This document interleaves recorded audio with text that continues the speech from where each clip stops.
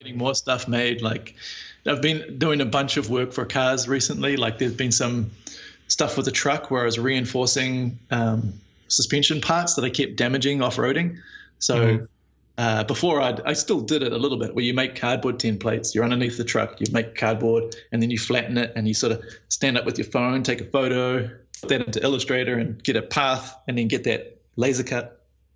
Now I can kind of go through some of the same process and put it into Fusion, use the sheet metal tool, like lay it out and put the folds where I need it to be. It adds all the cut relief and everything like that. I can mock it up and I can add the other pieces, and and then I've had some bits and pieces. Well, one piece in particular, like a shift handle for my Barracuda, like machined, is the first piece I've had like a properly CNC machined out, which is, I don't know, for me, for what I'm into, like getting stuff CNC machined is like the ultimate. Like I'm looking forward to it getting a little cheaper, because at the moment it's still, for a one-off task, it's still kind of prohibitively expensive to make parts and get them machined.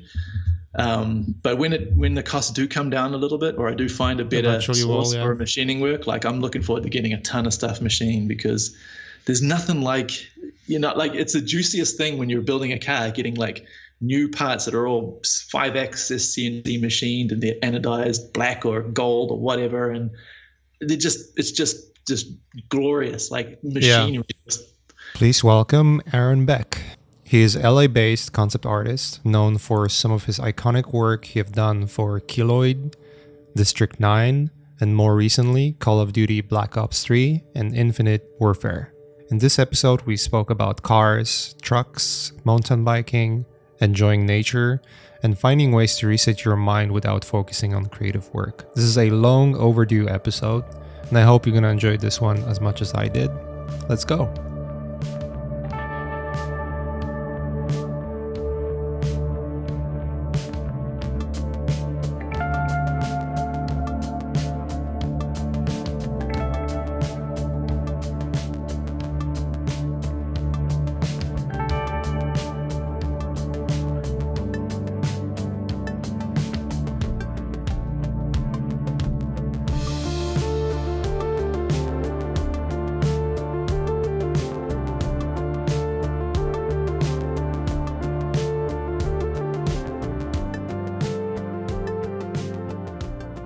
Like the ride I go on is basically get out of the car immediately. It's just a long, slow climb.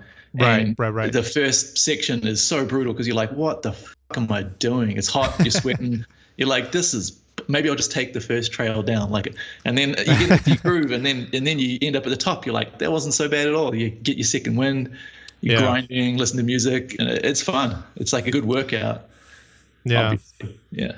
I used to bike when I was a kid. I would go to my grandparents. They live on a farm. Yeah. And so we would have, my grandparents' farm, and then my uncle's farm would be like 5 miles away on like typical rolling hills. And we would have those old fucking Russian style shitty bikes, that would just break all the time. Yeah. So like every summer vacation we would just be on the bikes out all the time. Some close calls with thunderstorms and shit. I remember that one time with the cousins, we were like coming out from the forest, like 2 miles away from his house, and he just like turns, because we were just like driving through the forest, so we couldn't see what the weather is like. It was hot, like we knew it's gonna be probably thunderstorm later in the afternoon, but like as we were coming out, he's looking behind, because I was behind him, and he just looked back like, holy shit, we gotta get the fuck out. It was like a huge wall of like, you couldn't see the horizon. There was just like a wall of rain. And it was like hailing, dude. Like we got home right in time. It was hailing like a fucking baseball bat, like a baseball size or like a golf size. Yeah, we would be fucked. Almost broke our bikes. Bikes were the shit, right? Like as a kid, like there's nothing like a bike. Like the freedom, it's the first thing you can get on, where you can go long distances and do jumps and hoon around. It's like bikes are magic. Bikes are magic, dude. Yeah. Dude, we I don't know if I mean, we could continue this as a podcast, like we could be like rolled in right away or start over. It just doesn't matter. Up to This you, is bro. already I'm interesting. easy. Yeah.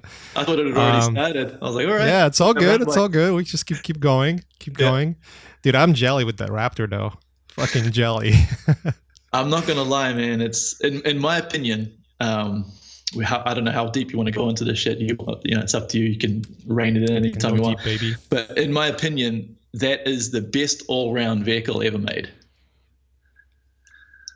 I didn't think so before buying one. This is like a realization I had sort of over owning it for a little while.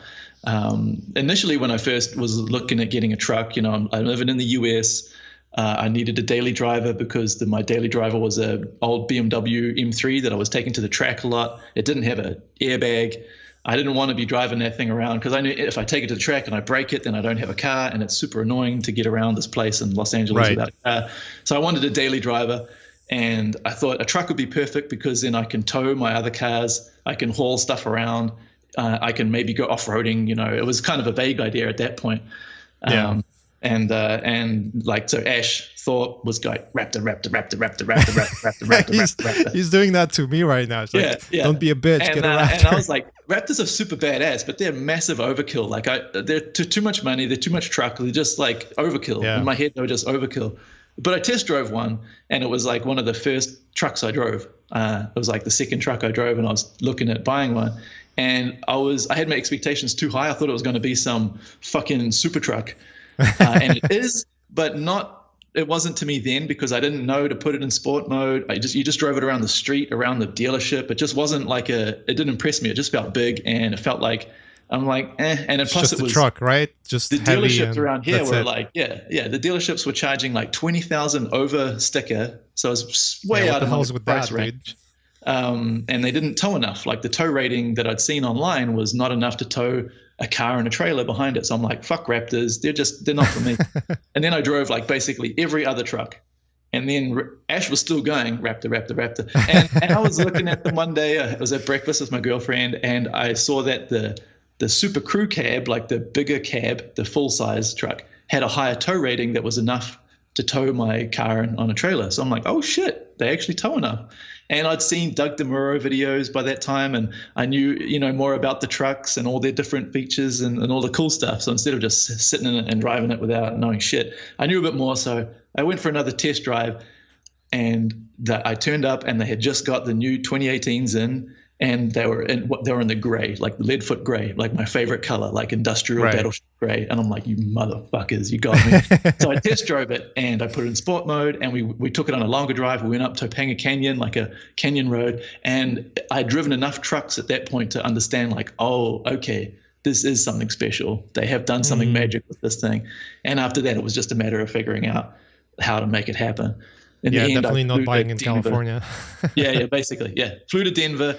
They gave it to me for sticker. It was an awesome experience because you're driving it back from Denver to Los Angeles. You go, Rocky Mountains, Moab, Arches National Park, Monument Valley, Valley of the Gods, Grand Canyon, like all on the way back to Los Angeles. It's like dream trip. It was like surreal because it's a new truck, and it was my first new vehicle that I bought, and it was magic. And then over time, like I was saying, it became clear to me that, in my opinion, it's the best all-around vehicle ever made. Like, there's better vehicles for different things. Obviously it's not a sports car. You're not going to go faster on a track, but it is actually fast for a truck around a racetrack. I've taken it on racetracks before, and it's fast and fun. You load it full of friends and you hoon around.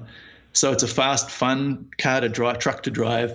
As a daily driver, it's the best. It's got all the tech. It's, adaptive cruise control and lane assist and blind spot monitoring and everything you need. Everything except full self-driving. It's got huge moonroof, incredible stereo, just a super comfortable thing. And it's actually fun to drive. It does the thing with the steering that really good driving cars will do, like my little M3 does. Like you don't even have to be turning the wheel, and you can feel this response in the steering. This feeling that you get where it's enjoyable. It's just enjoyable to just hold the wheel and drive straight down the road. It's magic. What they've done with that thing is insane. And then of course it tows the cars and then it goes off-road. And the off-roading capability of it for a stock vehicle is fucking ridiculous. The first time I had it off-road, I was like, this is what being invincible might feel like. You just blast over everything, you know, and especially if you lower the air pressure down, it'll just you feel sorry for anyone in another vehicle when you're out off-roading, because you're in a trail in a Death Valley and it's rocky and it's rough and there's people in Jeeps and they're going like 20 miles an hour like this, you know, and you're behind them like waiting, and then they pull over and you're just 70 miles an hour over the same stuff, just like, yeah, you know, like it's magic. It's insane. And I got the tent on the back, so you drive up the top of a mountain, light a fire, pop the tent open, and it's the best.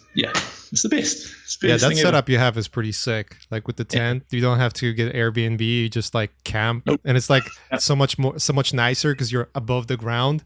So you're not getting you don't have to care about bugs and shit, you know, like you normally do when you're camping. So it's like, it's like a a tree perfect house. setup. Yeah, pretty much. It feels just like a tree house for grown-ups. It's kind of magical. Like the first time I was in there, you're like, this is fucking crazy, because you have all the little windows opened up. You got a beer and you're in some beautiful spot, and it's, you know, it's on top of a cool truck, and it's this tent, and it's all, when you open the tent out, it pulls taut. So when you're sitting inside it, you can lean against the sides so you can relax. Like a normal tent, you know, you crawl in on the ground and then you can't relax. You can't lean against the side because they flop around. Like this is like rigid. Like it's like a, you know, little treehouse. It's so cool. Like I love it. Yeah, it's a pretty ridiculous it looks cool too. setup. Like I take a million photos of it, and I try and restrain myself on like Instagram or whatever, but you know, it's inevitable that it's like people are like, stop with the Raptor already. What the fuck? I know. Where are the fucking robots? Don't listen to haters. It's a robot, right? It counts. Yeah, it doesn't matter though. Like, I mean, what matters is the fun you have with it. So, did you see that crazy setup that Ken Block has with the fucking elevated suspension? The one with the tracks. The treads? Yeah, the snow beast. No, did you see that video that he posted like I think it was earlier this year? Oh, you mean his other Raptor, the gray one, the light gray one? The white one. Yeah, with the jump, like the crazy jumps he was doing with it. It's like, what the going fuck? fully hard. That's Ken Block, obviously. Yeah, it's crazy shit, man. Like Ash is just constantly like Raptor. Yeah, he got one recently too, and he's like, I know. I was telling him like, you know, I'm thinking about getting you know, I'll see if I need a truck, because like I'm not so outdoorsy as you guys are, you know. I'm kind of like balancing it between work and family. Like there's a lot of moving parts for me. I enjoy it, but not to the. I'm not like I don't have an obsession that you guys have with cars, for instance. Because you have like you and Ash, you're like, you could talk about cars all the time, basically. Yeah. So I don't have that obsession. So I was talking to Ash, like, hey, like, you know, I'm thinking about, you know, I don't know, but I think I'm gonna get maybe a truck for, you know, for my bike, and you know, getting out, you know, not leaving my family stranded without a car. All that stuff is like, no, fucking don't be a bitch, get a Raptor. Like, dude, it's like $70,000. You know? Well, I mean, the good thing now is that they've been out long enough now that the secondhand options are great. Yeah, you can get a good option right now. But like, it's still a lot of money to drop though. Yeah, for sure, tons of money. But in my opinion, they're worth it. But when I say that they're the best vehicle ever made, I only mean that if it's off-roaded as well. If it's not, then there's, you know, like an RS6 wagon or something like that is probably a better all-round vehicle if it's never going to go off-road. But I'm a big fan of them. They're so much better than I thought it was going to be. It's so much better than I thought it was going to be. I'm so glad I got one. They're just a really lovable machine. Like they really do just, you know, give you a lot of joy. The way they look, the way they go, what you can do in them. Yeah, except for the way they sound, obviously. The exhaust sounds like pure shit, and it's just change it. Just change it to some like bizarro. All the exhausts just make it louder, shitty noise. Yeah, you know? Some of them sound okay, but then they're just too much for just daily driving. You're all raspy and everything. But the turbo noises that the engine makes are fantastic. Like I've put GoPro on the truck, and I've put the microphone under the hood, and those sounds are fucking awesome. You get all the turbo whooshes and whines and the intake sounds, and it sounds like a Ford GT, which is not known as the best sounding car, but it sounds badass. Like it's a loud, aggressive race car kind of shit going on. I wish they would pump more of that into the cabin. Something I'm kind of working on. That makes sense. Yeah, I haven't considered having a truck at all up until recently, because by the time we'll be releasing this episode, I'm out of LA. Like having a truck in LA is like the worst idea ever, because you cannot, like, especially West Side area or downtown, like all those basically town areas, like city areas, impossible to find parking. Now, good luck finding parking on something bigger than like a regular car. You'll be like a struggle city. Yeah. So it didn't make any sense. And, I primarily work from home too. So like, I don't drive at all, almost at all. Made no sense. Now, I'll be living in more rural, more suburban areas where, you have strip malls and you can park anywhere. It's easy to find a parking spot. There's no traffic. Yeah. So lots of things to consider. Getting a Raptor would be awesome. But to me, I have to justify it. Like if it's just there to sit in the garage, that's just a waste.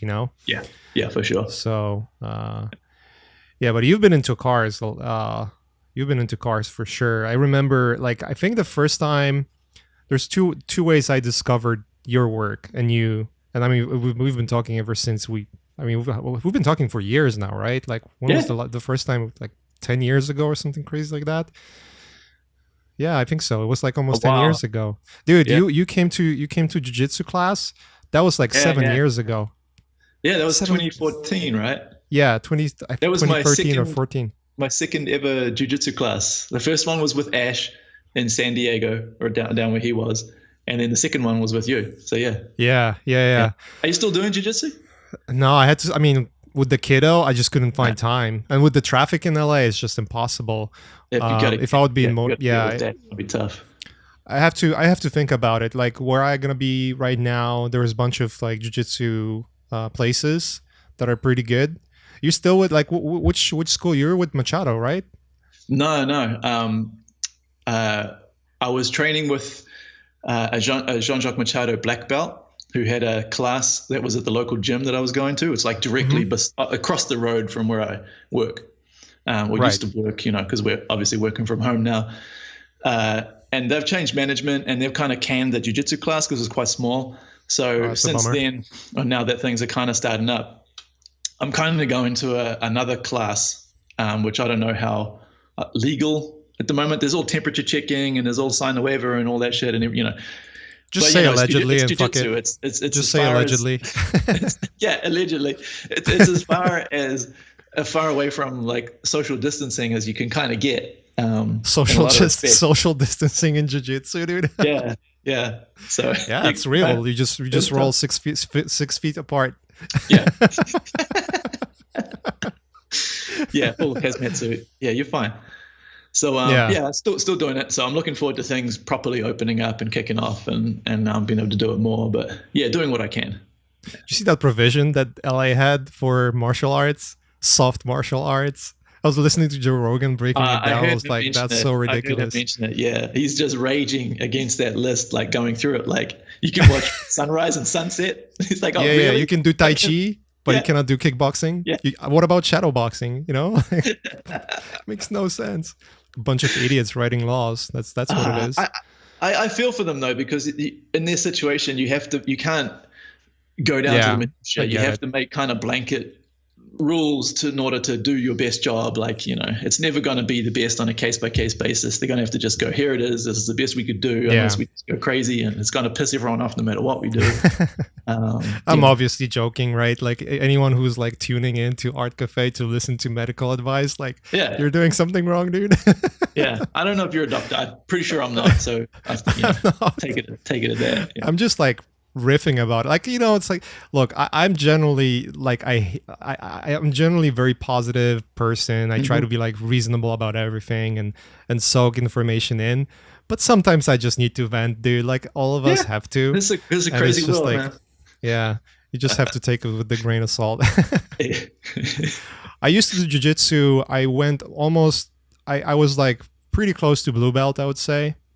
Yeah. By the time I had to like really roll it back because it was just taking too much time, and I put like some extra work on myself. So it was pretty close. You got to purple, right? No. I'm still You're blue. blue belt. Blue belt? Yeah, right. blue belt. The instructor I was training with, he is old school, and to progress to another belt is like, good luck. You have to like he only travel gave out, to. Yeah, he only gave out blue belts if you won a competition. Basically, if you went in as a white belt and you smashed everyone, he's like, all right, here you go. Here's a blue belt. That's very similar to how, like, you've been to my gym with Scott Epstein, right? He's like very strict on when giving out belts. I'm pretty sure if I went to like a random jiu-jitsu school, I would be blue belt as well. By the time I was like winning out from doing jiu-jitsu. Yeah. But he like straight up would say, if you compete, your likelihood of ranking much better, because then you're proving yourself in actual scenario. Yeah, exactly. Yeah. Otherwise, just like, I have to see you on the mats all the time and see like you're progressing. You got to put in happens. The work. Yeah, exactly. That's one of the wonderful things about jiu-jitsu is it's so real. Yeah. You can't fake it. I mean, you can get away with a certain degree of fakery, I suppose, depending on the school and how easily they give away belts. But if you're a fake, purple belt, and you go to a legit school and you roll against a legit blue belt, get smashed. Then you're gonna know. Like it's such a unique martial art like that, because the likelihood of just getting caught isn't so great. Like it's like. I love that about it. I really do. I try not to wish that I had started doing it when I was much, much younger, in lieu of some of the other martial arts that I've done, because it's just the best. But I mean, it's never too late to start. I was like, you can be 50 and start. I was 30, I don't know, 36 or some shit when I started. So pretty old, but man, I love it. I love it so much. How old are you right now? How old am I? Oh. Yeah. 41. 41. Dude, I thought you were like in mid 30s. For real. Yeah, I look a little younger. Yeah, do it right. Yeah. Well, yeah, jiu-jitsu is one of those. Yeah, it's one of those martial arts that really test you, really humbles you ego-wise. Like you get smashed right away. What got you into jiu-jitsu? Was it the same as me? Was it Rogan? Was it Ash or? Was Ash? Yeah. Ash? I mean, so like I did collective podcast with Ash, the first one. That's when I first met him, because he reached out. I never spoke with Ash until he reached out to do a podcast with me. I just knew like he existed, basically. Like, oh shit, that guy is badass, And then he told me that he saw the cover that I did for, I think it was Digital Art Masters, with the barbarian chick, like this barbarian with two swords. Yeah. He was like, fuck, I love this painting. I got to get this guy on. And we did a podcast, and we like, after we finished recording, we were talking for like another hour. Yeah. I was like, fuck, like something's clicking, and then we started talking, and then he did the Ghost in the Shell tribute project that I helped him with. Mm-hmm. And we just like been talking more and more and more, and eventually just became friends. And he was talking about doing jiu-jitsu all the time. He wasn't like, oh, you gotta go do jiu-jitsu, I was like, but you talk with Ash too, like, how he is. Mm-hmm. Like, he's so passionate about things, like obnoxiously competitively passionate about things. I say to everyone that asks me about my relationship with Ash, like, how is it? It's like, I always say, like, this is the most difficult friend to have, honestly, because he's just so aggro about everything, but also it also makes him very unique as a person. You just have to learn to live with it. I think it was Ash. Because the first jiu-jitsu class I went to was with Ash. It was like an open mat. And it was like, because I've had some injuries in the past, which have stopped me from doing other martial arts and other like gymnastics type activities, parkour and shit like that. I used to try and be into that a little bit. And my shoulder, just from a lifetime of drawing, has like, deteriorated, and any like sharp throwing kind of motion, it would just flare up, and it would bursitis and then tendinitis and rotator cuff tears and all sorts of shit. So I was really afraid that jiu-jitsu would be terrible because it's all about ripping joints apart, right? But I was super happy when I went to that first class with Ash that it didn't flare up and it was a lot of fun. In fact, it was kind of like, it's like, this is allowed. Like, I'm gonna like kneel in front of this guy and he's gonna try and get me, like kind of like just get me, and I'm allowed to just try and get him.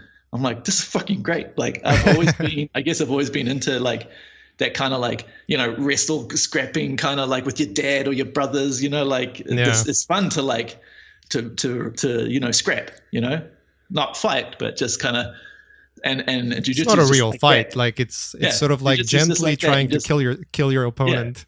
Yeah, with gentle strangle. The gentle art. Oh, it's so funny. The gentle art. We have some 280-pound sweaty dude just like squeezing your neck until it pops off. You're like, so gentle. It's the most gentle art ever. Your arms are cracking. It's gentle until you get submitted, and then you don't tap. That's when it stops being gentle. Like as soon as you tap, you're fine. Nothing's gonna happen. But if you have ego and no tap, you're gonna get fucked. Sometimes you don't want to tap, and you'll pay for it. Yeah. I did that once. Guy got me in the head crank, like just pulling down my head. We're in like, I think he was in my guard or I was in his guard. I can't remember. Like I was like, I can. Yeah. And I was like, I'm gonna power through it, and I did. Like I got out, but the next week my neck was like, what did you do? What did you do to me? It was good though. Yeah, I think it was a mixture of Ash and Rogan that got me into jiu-jitsu. Like, because I've done other martial arts in the past, and I remember listening to Joe Rogan talk about jiu-jitsu and how it compares to other martial arts. And he was talking about how other martial arts, like some like karates and kung fu's and stuff, you're always kind of learning how to fight, but you're never actually fighting. You're never actually putting this stuff into practice. So you build this weird conundrum in your mind where you've been training all this stuff, but you don't actually deep down know whether it works. So you kind of have this like anxiety and it might manifest itself in a way that is negative. And I had that experience. Where years and years and years ago doing these things, I got into a fight and it was super stupid. I was just going through the motions against this guy, and it was all super drunken. It was totally dumb.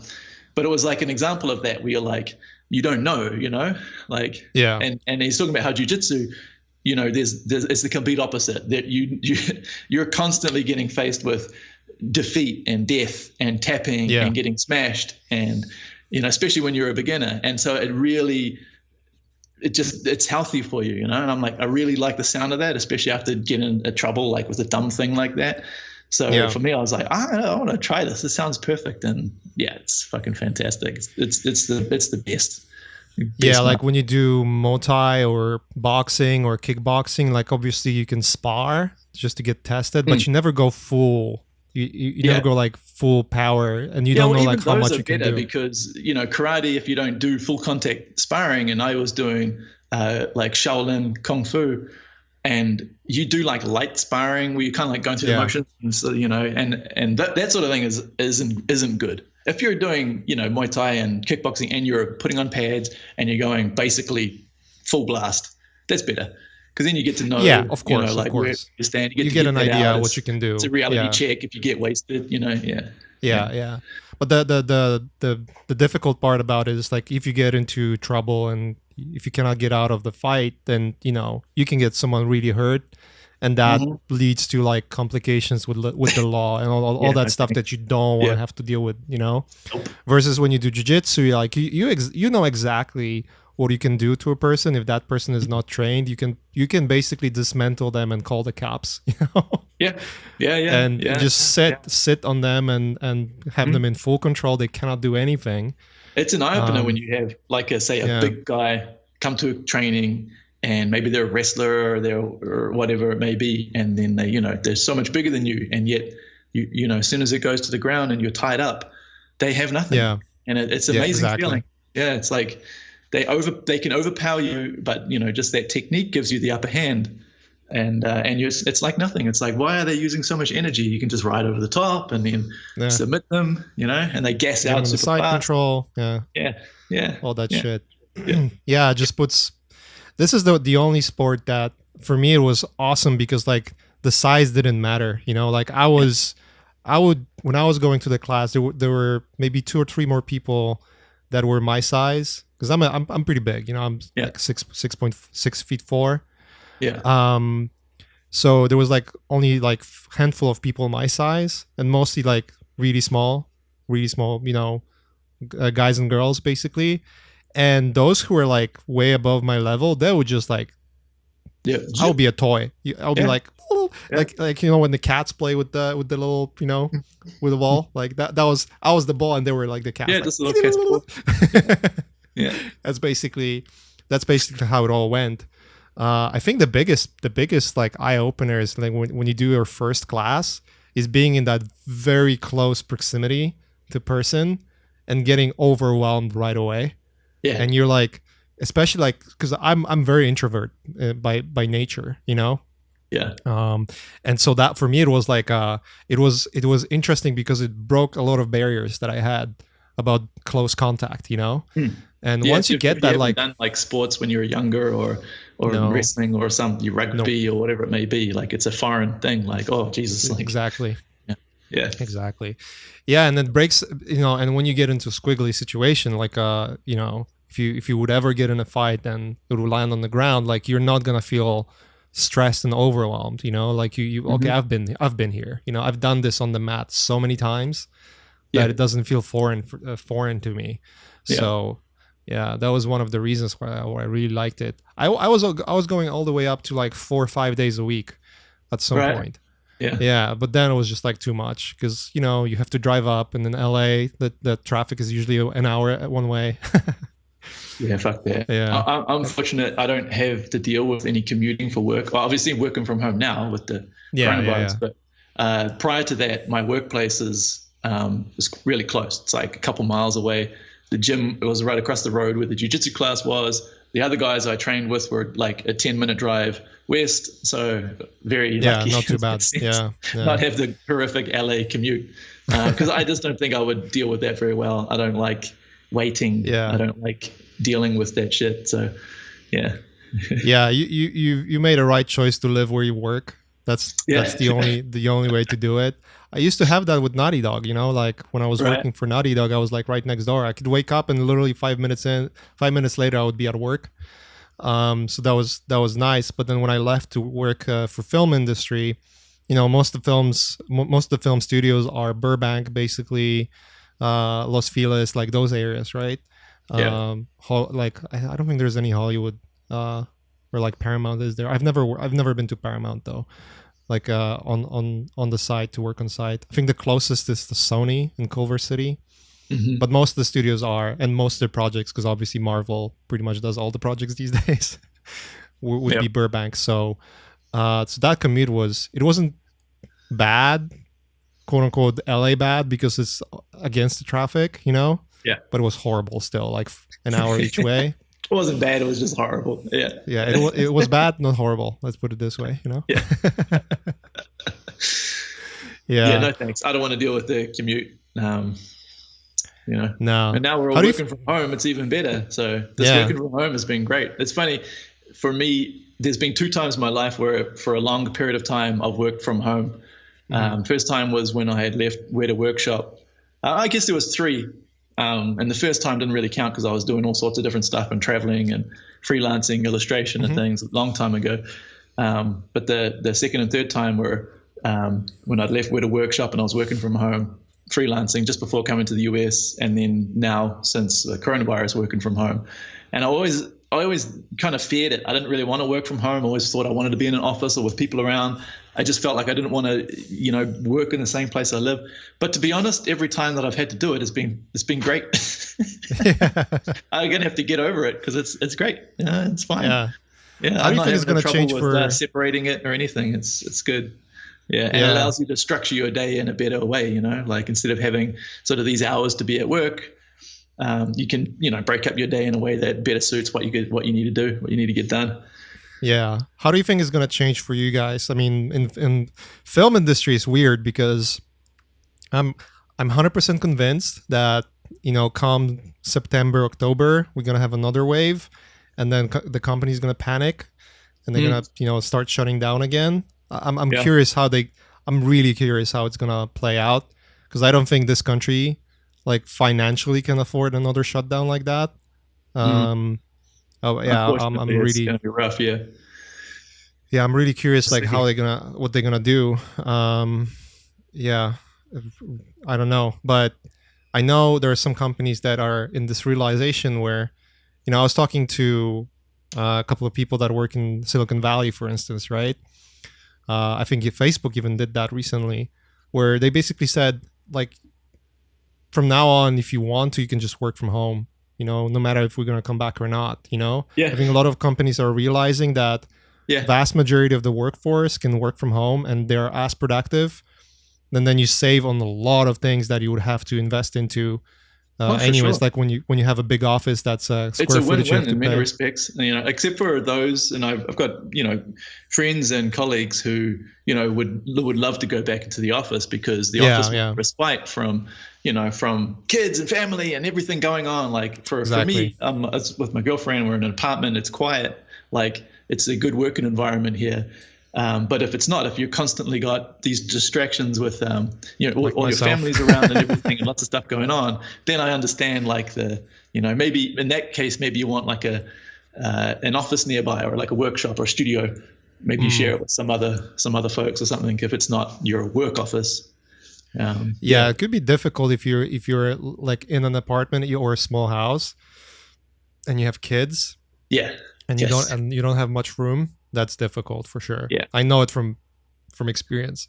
Yeah. The current place is pretty small, and we made it work. I have my office, but it's still like, I'd rather have more distance, because like when you work from home, you have to set up boundaries, especially when you have family.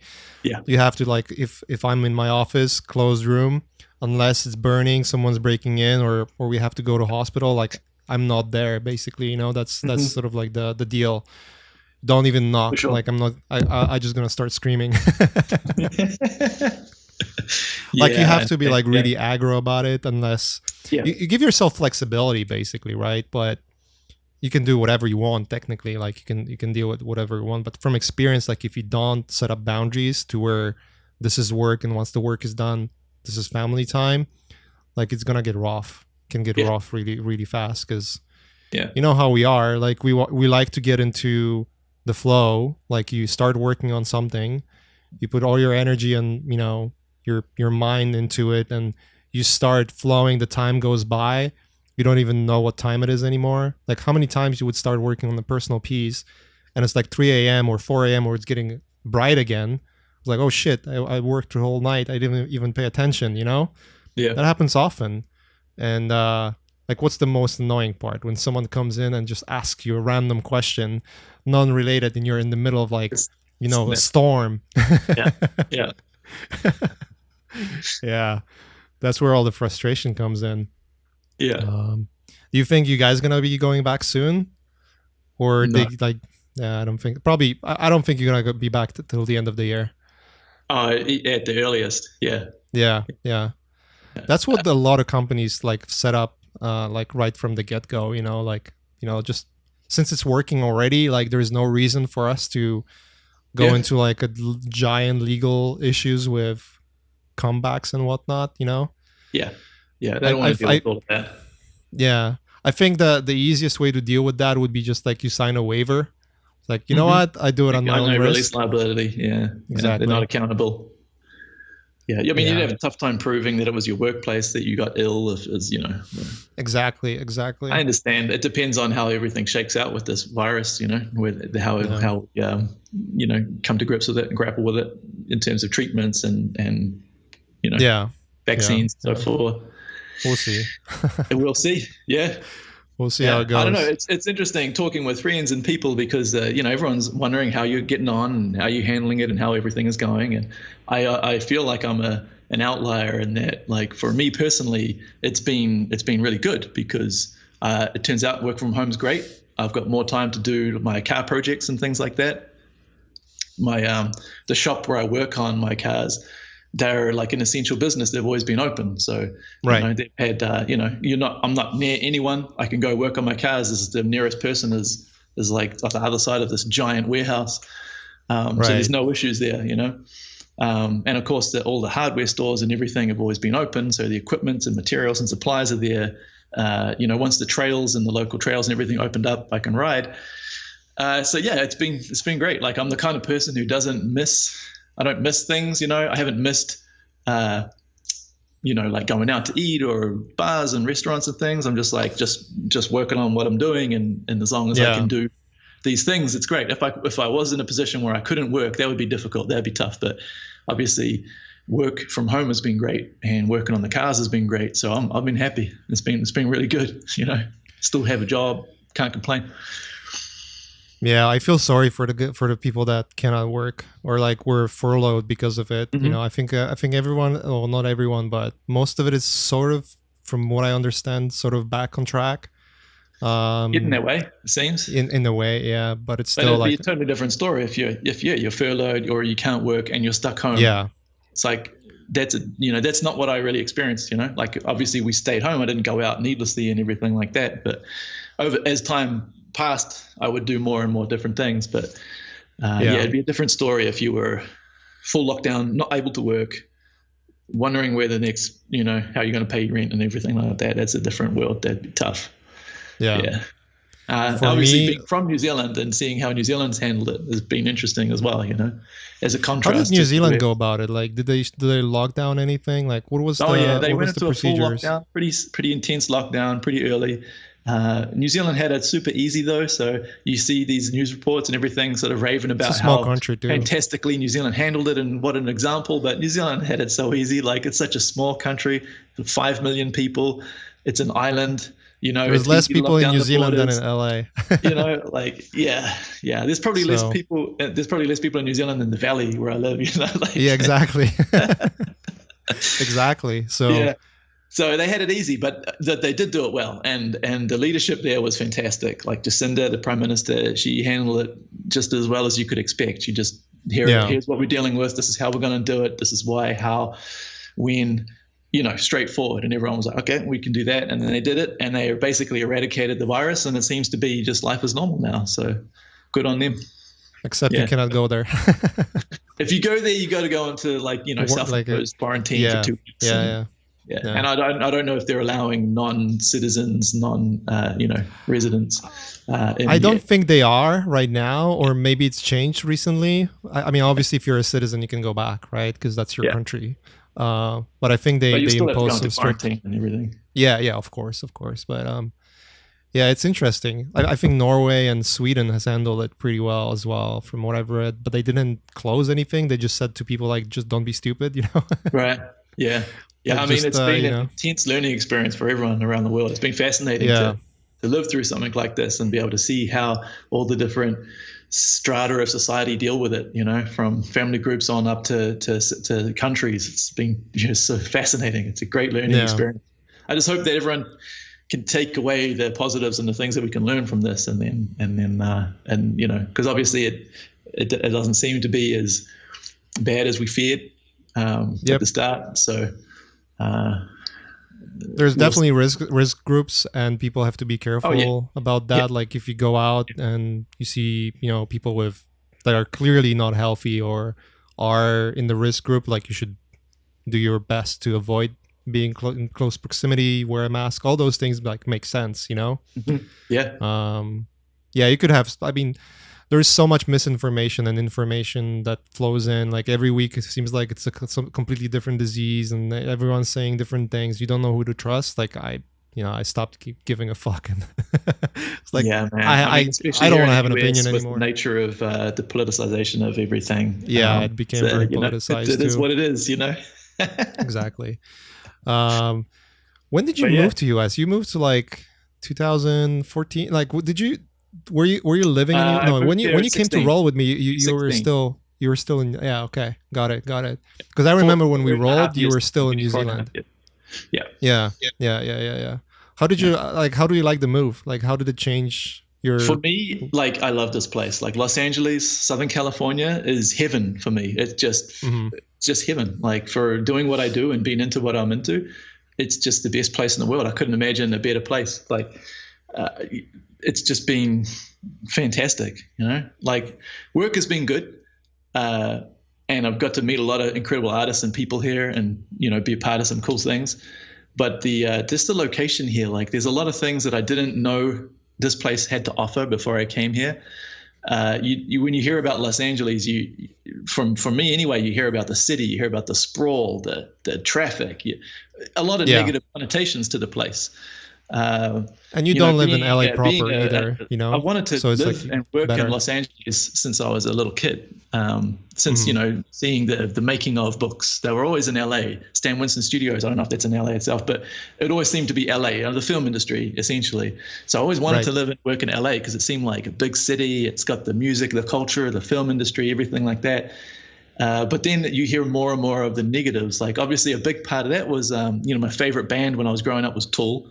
And they have, my favorite album, the biggest album of my life was Anima.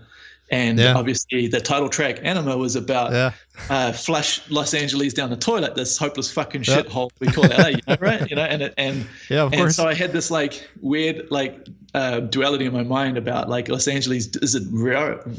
Do I want to live there? Like, sounds like a shithole. Is it that bad? And then obviously I came on that road trip in 2014 where I traveled through and met you and met Ash and met all these other people and had a good time. And then traveled a little bit in 2015 with the company I was working for. They flew me over a couple of times. But yeah, now that I've been here a while, like it's awesome place. Like if you like to drive and you're into cars, there's no better place in the world because you've got basically perfect weather year round. And the whole city is either you got the coast, insane beaches, most ridiculous beaches. And then you got this incredibly vibrant, massive city, good and bad, and Malibu and everything going around the coast. And where it's not city, it's mountains. So it's either sea, city, or mountains. And on the other side of that is either forest or desert or farmland. And the wealth of different places you can go and see and experience are insane. Like you can go in these most incredible driving roads in the canyons nearby and in Angela's Forest. Just spectacular. Like they're close, they're accessible, they're quiet, relatively quiet. And they're incredible roads. Like I didn't know that LA had these roads. Everyone's like, why would you want to live in LA if you like cars? Isn't it just traffic? It's like couldn't be further from the truth. In fact, if you live in LA proper, that would be an issue. But yeah. And then you've got all the places you can visit. You've got the Sequoias and Yosemite and Death Valley and Joshua Tree. These insane, intense like national parks. And if you get a truck or off-road vehicle, it just opens up a whole new world. And going camping, like I've never lit so many fires, like campfires, since I've had that truck, from camping going out. Like I think I've done like nearly 30 trips in the truck so far, just to all the different spots. They're just weekend trips, go out Saturday, come back Sunday, but it feels like a week. It feels like you've been out for days. By the time you get back Sunday night and you think back, I only left yesterday morning. Like it's surreal. Like you've been out in Death Valley and driven all these different incredible trails and seen these animals and these landscapes, and it's like this place is just spectacular. Now that I'm just getting back into mountain biking again, it's got fucking fantastic trails. So the place is just epic. The people I know, the things you can be part of. I mean, people ask me like, do you enjoy it? You came from New Zealand. Like, do you like Los Angeles? I fucking love this place. Good luck getting me out of here. Although, I mean, I don't know. Maybe I'll get my fill in a relatively short period of time. I don't know. And then maybe the pull of New Zealand is starting to grow a little bit. Don't tell my parents because they're desperate that I come back and rejoin the family. But you eventually get homesick and you're like, I miss home, But I think for what you do, like knowing you as much as I know you, you've always been to cars. You've always been very outdoorsy. You like, driving around, hiking, doing all those things you do. Like you don't live in LA proper either, so that's like you're basically avoiding the shithole that tourists. I get to just visit it as needed, get my fill, and come back out. Exactly. Like you're what the Anima song is about is exactly like south to Santa Monica Mountains. Basically, everything south to Santa Monica Mountains is what they're singing about. It's including like Rotten Hollywood, all that shit. Being here a while now, though, and totally understanding what he's singing about. about the fret, Yeah. fret for your latte, fret for your lawsuit, fret for your hairpiece, fret for your pilot, like just fret and anxiety and stress and fuck you and fuck you and fuck you and like just flush it all Yeah, away. it's Like, what a exhausting. shithole. It's exhausting, It dude. can be, man, like for sure. Like you're facing a lot of people. There's a lot of shit going on. If you're in the wrong mindset or you're having a bad experience, it could be a terrible place, because Yeah. you're just going to see shit that's going to rub you the wrong way constantly, And Yeah, I feel it's a rough place if you're sensitive too. Like I'm not normally the most sensitive person. I'm generally be pretty like reliant and just like straightforward and doing, yeah. But like for example, the homeless situation here, it's so crushingly intense and sad, and like it pulls you in different directions. Like you don't want to see it, you don't want it being near you, and you feel sad and sorry for the people who are in this position. And like you go downtown and go through Skid Row, and you're just like, what the fuck is this? Dude, I've been saying this many 50,000 times. homeless people, like, yeah, wow. I come from like communist country, right? Like Poland before Yeah. Berlin Wall collapsed. You could consider it to be one of the poorest countries and one of the most war-torn countries in Europe, because like literally the entire history of Poland is being, fucked either by Russians or Germans. Pretty much all the time. It's pretty intense. Like Poland got like literally up until 89. Poland was not a free country. Like we lost sovereignty in like 1700s, like late 1700s, and got it back after First World War for like 2 years, and then we got fucked again. That's the whole history. So we were like always under occupation of some other forces, Yeah. And so like it was always a poor country, and like a lot of poverty, like especially when the Berlin Wall collapsed and there was like hyper inflation. People were like committing suicides because they lost their whatever they had. They had nothing and they still lost it. Like they lost nothing and now they have like nothing squared basically, and no support from the government whatsoever. So there was a lot of poverty. Like I grew up in like, for American standard, I was in like severe, like unlivable poverty basically growing up for like US standards. But fuck, dude, when you see the homelessness crisis in California, that just like, I've never seen anything like that in my life, Yeah, that's the US. So, it's got all the potential, but there's not the same safety networks. It's up to you. It's like you can, it's the American dream. It's there if you can achieve it. You can put that one foot in front of the other, and you're lucky enough to be in a position to make it all happen. Then your dreams can come true. But then if you do slip through the cracks, there, it can be a long fall. Yeah, you can see that. All the way to the bottom. Yeah, basically, yeah. You've made like you've put yourself in the pretty right spot though, like where you live and where you work, and like with the cars and everything you do. It's like you're basically good. You're out of the worst parts. You're in like good little pocket of I mean, look, you can fucking go around and find better places, I'm pretty sure, right? But all things considered, we've only been burgled twice, so pretty good. Oh, yeah. Wait, where you like your house? Yeah. Oh no. Crimes of opportunity, I have to say. I take it all back then. Because you live in an apartment. There's always it's hard to stop shit happening. There's people around who are looking to take advantage of an unlocked door or an open window or whatever it may be, and so. Right. But nothing serious. But that sucks. Definitely. I didn't know that. LA experience in that sense. Yeah. I've never had an experience like that. Maybe because like I never have anyone. I don't know. Like I know some friends that just invited anyone random, and they just hope for best. And it's like I've never had I never invite people to where I live. Yeah. Now these people weren't invited. They invited themselves. Yeah. I mean, one situation. So our little apartment is a loft apartment. It's on the top floor, and you used to be able to get onto the roof of the apartment complex pretty easily. Okay. Not anymore. I got them to put up some fencing and shit. But so you could go around on the roof, and it turns out that when we moved into this apartment, the window, the top sort of loft window up high, that was unlocked. But it's way up there. I didn't know it was unlocked. You can't tell. It's just got a little latch on it. And so one time there were some vagrants up there, to some guys hanging around. Apparently, just according to the police, they pushed the window open oh shit, this window's open, and look, there's like laptop, camera gear, PS4, like shit in your apartment just sitting there. They grabbed a handful of stuff and ran out the front door, and then just split. So that was one occurrence. But the cops came around. They fingerprinted. They actually got a match. They caught a guy, and he went to prison. So that'll teach him. Yeah. Second situation was just happened to accidentally leave the front door unlocked one night.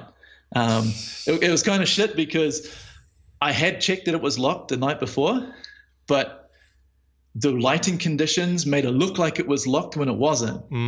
It was so annoying because I had to wait till it got dark again that night for me to check. Like, motherfucker, I checked it last night and it was locked. And sure enough, I replicated the lighting conditions. It was very dim. It just had the sort of range, the light under the range, underneath your extractor fan lit, and it made it look like the deadbolt, the lock or whatever was locked when it wasn't. And so that just happened to be the night where people were going lighting trick, checking door handles, and so they were like, oh cool, unlocked door, keys.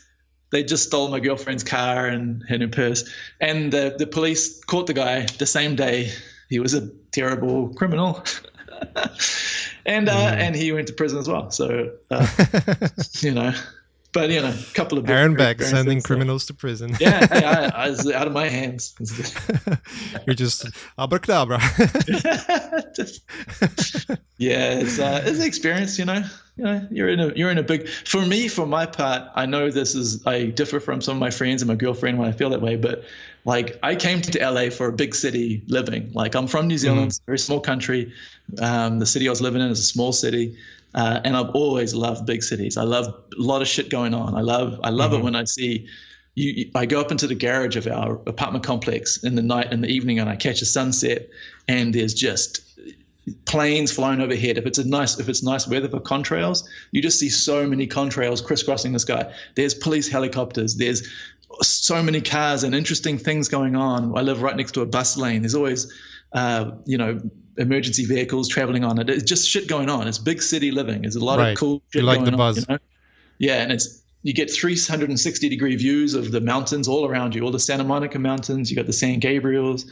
You got north and everything. I love it. The weather is hot. It's just an exciting big city to live in, and I just love this place. Yeah. Yeah, once you get family, it gets gnarly. Yeah, no doubt. Yeah, I'll find it. Yeah. It was similar to me. Like when I moved to Santa Monica, I used to. I lived most of my life in Santa Monica. Not most of my life, most of my American life in Santa Monica. Basically, I moved around a little bit. I've checked some other places, but mostly Santa Monica. It used to be a great town. Now it's a kind of a shithole. Honestly, I would say it compares to downtown in terms of like how it goes with traffic and safety and everything. It's kind of messed up. Santa Monica can get packed. I've got friends who live there, and it's like, it's the weekend. Sorry, I can't come see you because it's like it's going to take me an hour just to get to the coast or whatever. Yeah, exactly. 2 blocks away. Exactly. So when I first moved over here, gnarly. I kind of wish that I had lived in Santa Monica because that's really cool places where everyone's like, oh, you're in LA, you want to live in Santa Monica. And I wish it used to be very nice. I was working for was in Santa Monica, and I wished I could live there. But now that I've been here a while, I'm very happy being in the valley, the West Valley. It's very handy to get to Santa Monica, to get to PCH, to get to downtown, depending on traffic. But you don't have to deal with quite the same amount of people around you and traffic and things like that. I can tell you where you live is much better than. I mean, Santa Monica used to be awesome. Now it's not anymore. At least in my opinion, Yeah. It all changed. What got you into cars, by the way? Like, how was it? Like family that you had, like it's dad a family or mom? thing, but also it just seemed to be like the thing. Like if you're like a young guy and like a kid in New Zealand, I felt like that was worldwide. Like cars were the ultimate. What's cooler than cars? It was always cars because they were exciting and interesting. You could drive them fast. You could go. They travel. They give you freedom. There's racing. There's history. Like they're just an exciting thing. I think like my dad, I always grew up with stories of the cool cars that my father had when he met my mum, and they would go on trips. And like he had this Morris, I think, with the big gear lever. Like I just remember hearing stories about cars. Like they were always appealing. Cars were the shit. And as a kid, like the ultimate was the American muscle car. Like they were, Mustangs and Chargers and things like that were they were the greatest cars ever made, and that's what you sort of absorbed. And that's a big part of why I was into muscle cars when I was younger, and why I got the Barracuda and everything like that. But I mean, I've always been into machines. You know, ever since I was a kid, the first drawings I ever had and have were of diggers and earthworks machinery and things like that. So cars are just an extension of they're just a sweet spot of engineering and mechanics. So yeah. And of course, car being a car, you know, you get to drive them, you know, experience them, like do things in them that you can't do in other things, you know, the racing, the drifting, the burnouts and skids and being a hoon and all that stuff is just, I don't know, it's just endlessly fun and rewarding. Yeah, I don't think I have ever had anyone in my family being into cars. Maybe that's why I'm not like, I love cars the way you look at it as well. Meaning like, I respect the machinery aspect of it, you know, like the way it's designed, the way it's produced, like the way the mechanics work, like all of those things are fascinating, but not to a point where I'm geeking out like you and Ash. Right. Yeah. Although it's kind of like slowly but surely growing on me, and I'm you know, over time I think I'm like getting old enough where like I start to see the preferences. I start to see like all of those little minutia of cars and engines that are like, okay, this kind of makes sense. This kind of makes sense, you know. But I've sometimes wish I was like really into cars, but then I also know it like it's a giant. Like it's a massive sink of money if you get into it. Hell yeah, it's crazy, you know. Especially if you want to, you know, realize childhood dreams and buy these crazy supercars or sports cars or go racing, and, you know, go to the track. It gets crazy expensive, like, you know. And also, if you want to build them yourself, like I've always wanted to build race cars, build cars. Like it's, you know, been my number one goal as cars, building, racing, that kind of thing. Yeah, you built your CUDA. yeah, exactly. Well, that's what I was doing with that. It's just it's the money, and it's also the time. Like it took an obscene amount of time. Like building my Barracuda, the thing I realized that I took away the most was the research you have to do. And the example I give to people is, I'll try and make this brief. But for example, you've got your motor and you need to run a fuel line from the fuel pump, which is on the front of the motor, and there's a big old V8. You need to run a fuel line to the carburetor, which is on top of the motor. So it's like 2 feet, maybe less, foot and a half of hose. Okay, so what fittings do you use? What size fittings do you use? What horsepower do you need to support? Do you want to use AN fittings? Do you want to use push lock fittings? Do you want to use what, et cetera? On it goes. Once you've decided on the size of the hose and on the types of the fittings, well, you need a fuel filter. So what fuel filter, what size? Again, what fittings? Got to make sure there's no 90-degree bends that might hurt fuel flow. And then, okay, got past the fuel filter. Now you need a regulator for the carburetor. Okay, does it need 1 or 2 outlets, and what the inlet size and the outlet size, and does it take a gauge, and what thread is the gauge, and what type of sealant, and, you know, like it, and so forth. And when you finally get to the carburetor, like you've done all this research, and that's just for a piece of hose that goes from like that's 2 feet, you know? Yeah. Like that's an example of like you multiply that by the entire car, like you're online. Thankfully, these days have a resource like the internet.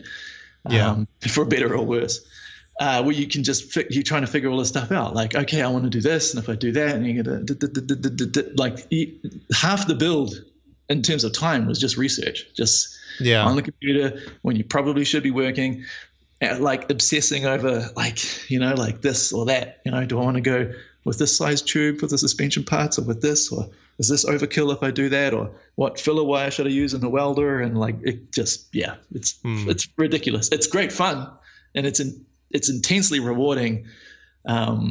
For me, I've always liked to build things. You know, I've always loved to make physical things. I think a big part of it came from my upbringing. My father's a builder, and he always had that kind of you know, like sitting in front of a desk it's not real work. You know.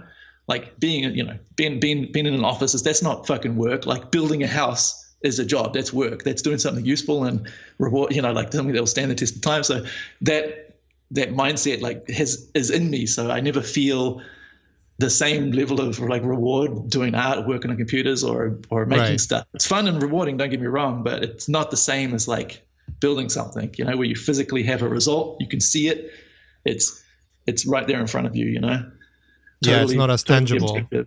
Yeah. And it's great fun if you do build a car and it performs like you hope, then or better, and you get to drive it and race it, and it's a thrill. Yeah, there's something more rewarding about building something that actually starts, like you start with the design, and then you go through the motions of designing it in a way where it's gonna work, whether it's like drawing or doing research, like what have you, right? So lately for me, like the biggest thing has been 3D. Like I've been doing more and more 3D work over the last couple of years, which I've always used 3D to like a small degree. I used to use Maya when I was an animator. This was a long time ago. I was like an animation director, my first kind of proper job outside of university. And so I've always used Maya, but I never learned how to model in it. I never learned how to model polygons and model properly. I just make a huge mess and I'd fix it in Photoshop. But just a couple of years ago, I picked up Fusion 360 and have been doing, CAD modeling, and it's clicked into place just beautifully. Like I truly love that program, except when I absolutely hate it. And it's just fantastic. Like what it can, the kind of doors it's opened up. Like for the weapons I'm designing for work, it's perfect. For the car parts I'm designing for my truck and cars and things, it's perfect. I can output the right files for it to be machined. It has the sheet metal tool, so I can make brackets and things and like test how they're going to fit and work and look. It's been fucking incredible. And like having a more full-featured program like that to incorporate into all the car work and everything has just been so much fun. Like CAD work, like Fusion 360 has been the biggest thing for my career, for my work over the last couple of years. Yeah, I've noticed you started using that a few years ago. That was good. Yeah. I remember first time using it, it was like, wow, like this is pretty cool. Because like I always looked at CAD. I think the only reason I was even looking into CAD is obviously Vitaly, because he's been like basically like Moi 3D. Yeah, I know. Just basically super he shows hardcore me about some it. Moi 3D stuff, and I'm like, I don't want to fucking know, bro. Jesus, it's too fast. Like I'm in Fusion, like to do the same thing. Like he's like, here's a thing, and I'm just going to put a plane there, and I'm going to use it to slice that. Okay, well in Fusion, I need to create a sketch on that plane. So first of all, I got to create an offset plane there, draw a sketch on it there, put a line there, and on that line, I can put another plane, and on that plane, I can put a sketch, and on that sketch, I can put that shape, and then I can use that to extrude through my object instead of just doing it straight away. Like you got to do these steps, but when you're used to it, like initially that was quite infuriating. Like, why the fuck do I have to make another fucking sketch just to put a fucking line there so I can use another sketch on that line on a plane to do that? Like you just learn to deal with it, and what it gives you is like total control. Like I love the control you get. Like I've been doing some the weapon design for work and some freelance work where having that kind of control and everything is fantastic because I can change it as needed. From the earlier sketches, you can change the proportions and all updates. It's a magic program. I love it. It's like a sweet in between of Moi and SolidWorks, I would say. Yeah. So I don't have experience in either of those, so I'm just loving Fusion. It's just so much fun. SolidWorks is like pure CAD stuff. Like The SolidWorks seems to be like a very pure CAD. Like you would probably, like me and you, we would probably hate the fuck out of it, because everything would take forever to make. But it would be like I've seen super. Some guys use it who are very fast. I guess like once you get into a flow and understand and memorize everything, it's probably much easier. But Fusion came a long way though. Like even when I started versus like what it is now, it's like a day and night basically in terms of even speed, Right. Okay. The amount of features you have versus what you had before. Like when I was working on Ghost in the Shell, it didn't have any shortcuts. Like you didn't have any like you had to click everything. You had to go into menus. You couldn't even dock. You couldn't even dock the icons in the menu. You just had to go by menu every single fucking time and click it, That one. Yeah. Yeah. So it changed a lot. But it is satisfying. I remember seeing some of the designs that I made for Ghost and being in New Zealand and seeing them on set, like the guns and like even the cars. Like I've sent them CAD files for the like the APC vehicles. Yeah. And they printed it all out and made like this huge fucking truck. Yeah. That was just basically printed, like the panels and everything were like straight up printed from my files. Yeah. like, what the fuck? Yeah. So that was It's definitely awesome. Like nothing yeah, quite it's like super getting that stuff satisfying. getting made for real.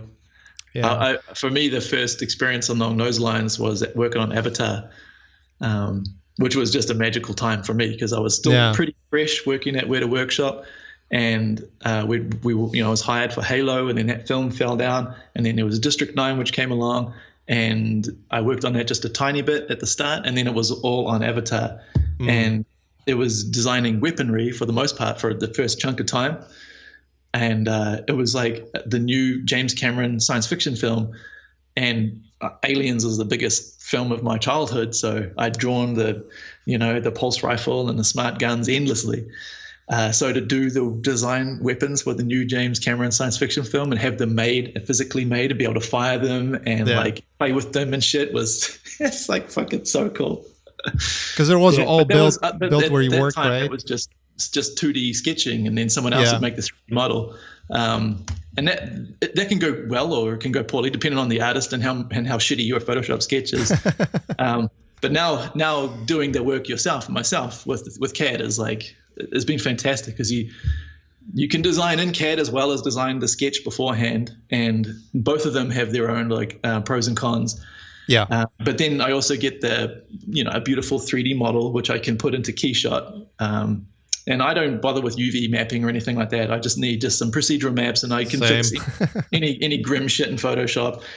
I'm hoping before I ever need to learn, it'll be totally automated. And I get to have like these, like the work I've been posting recently of the stuff I've done for work of the weaponry and stuff. Like it's a big leap in realism over my previous weapon design work, for example. Right. Like it's taken longer to do, but when you have the luxury of being able to spend a little bit more time to make the 3D model because you're cutting out the middleman of the modeling work that's going to be done off that, then it's super rewarding, to see to see your work like take leaps in terms of realism like that, even though it comes at a cost of like producing less work, at least initially. It's been a real treat, and this fusion has been so much fun. Like, like I said, I never learned how to model in 3D software, so I always just made a huge mess, and it got super frustrating, But Fusion, like, it doesn't really give you a choice. Like, you have to do it properly. It's how it works, and it just clicked with me really well. So, yeah, it's been a lot of fun. I'm looking forward to, flexing some of these new skills on more, stuff that's more me. The sci-fi work, weaponry, or robots and things like that. So. Yeah, it's definitely a reward. I mean, even if you look at CAD specifically, it's not as, it is technical in a way because like you have to have like a very specific approach to it, but it's not as technical as poly modeling where you have to like, oh, am I having the right poly count and or the edges connected? Or like you don't give a fuck about any of that. You're just sort of like going through the motions of the design, and then the only restriction that make it a good or bad model is like whether you're going to be actually printing it or not, that's where the restrictions come in, because otherwise you can just like give yourself a little bit more liberty about how you go about modeling the models and building what you build. I'm looking forward to getting more stuff made. Like I've been doing a bunch of work for cars recently. Like there's been some stuff with the truck where I was reinforcing suspension parts that I kept damaging off-roading. So before I still did it a little bit, where you make cardboard templates, you're underneath the truck, you make cardboard, and then you flatten it, and you sort of stand up with your phone, take a photo, put that into Illustrator, and get a path, and then get that laser cut. Now I can kind of go through some of the same process and put it into Fusion, use the sheet metal tool, like lay it out and put the folds where I need it to be. It adds all the cut relief and everything like that. I can mock it up, and I can add the other pieces, and and then I've had some bits and pieces. Well, one piece in particular, like a shift handle for my Barracuda, like machined, is the first piece I've had like a properly CNC machined out, which is, I don't know, for me, for what I'm into, like getting stuff CNC machined is like the ultimate. Like I'm looking forward to it getting a little cheaper, because at the moment it's still, for a one-off task, it's still kind of prohibitively expensive to make parts and get them machined. But when the costs do come down a little bit, or I do find a better source for machining work, like I'm looking forward to getting a ton of stuff machined, because there's nothing like, like it's the juiciest thing when you're building a car, getting like new parts that are all 5-axis CNC machined, and they're anodized black or gold or whatever, and it's just glorious, like machinery. And seeing all that stuff on race cars when you go to the races, or you go to historic races and they have the clamshell pulled off and you see the suspension, it's all like that. It's all TIG welded titanium push rods and CNC machined aluminum. See, I said aluminum. See, look, I'm fucking turning American. Every now and then I say garage as well. It's like, holy shit, garage. How do you say it? Garage? Yeah. Garage. Yeah, there you go. Turning American. You just need to lose the accent. Man, I'll get beat up. Just seeing all that stuff and being able to make that stuff now, it's so cool. It's very satisfying. Like you want to do modifications to your vehicles, and like normally you would have to have someone design it and make it and then CNC it. Now you can do it all by yourself, and you just need, like as you said, it's still cost prohibitive a little bit. Like some of the parts, CNCing some of the parts might be a little bit too expensive. Although the beauty of it is you can do it straight from the software through the services that they have, which is kind of amazing. Again, that's the feature that they added recently too. You can output your model to, those online web services where, exactly. ways or like Exometry or Send Cut Send, where you basically upload your file and this is how much it's going to cost out of this material, It's before, like, I'd take my drawings and my files and I'd visit all the local machinists, and they'd give me these absurd quotes, or they'd never get back to you at all because it's too much hassle for them, because they would have to recreate your drawing on their software and in order to machine it, and you're only making one of them. They're like, get the fuck out of here. They don't want to fucking know. It's $2,000 for that part. And you're like, are you kidding me? Like, I just want this little thing like machine. Like, yeah. It's much easier to do it yourself now. Yeah, the services are getting ridiculously good, and it's all gonna come down in price eventually, Yeah. Yeah. Did you get into like? I know you like. I know there's like the certain level of obsession about cars that you kind of grew up with. Did you get the same with art? Like, what made you to be actually artist? Films. Because it seems films. Yeah. Okay. Yeah, all that makes films. sense. Yeah, it's like the the Aliens, stuff. Terminator, Predator, all those films and the making of, all the making of books. Yeah. Just seeing that stuff. Yeah, 100% film. Yeah. Yeah, that makes sense. Yeah, I mean, obviously too, like thinking back, there's obviously comics. I was never really into comics, but I do remember I did buy a couple of like Alien versus Predator comics when I was younger, when I was a kid.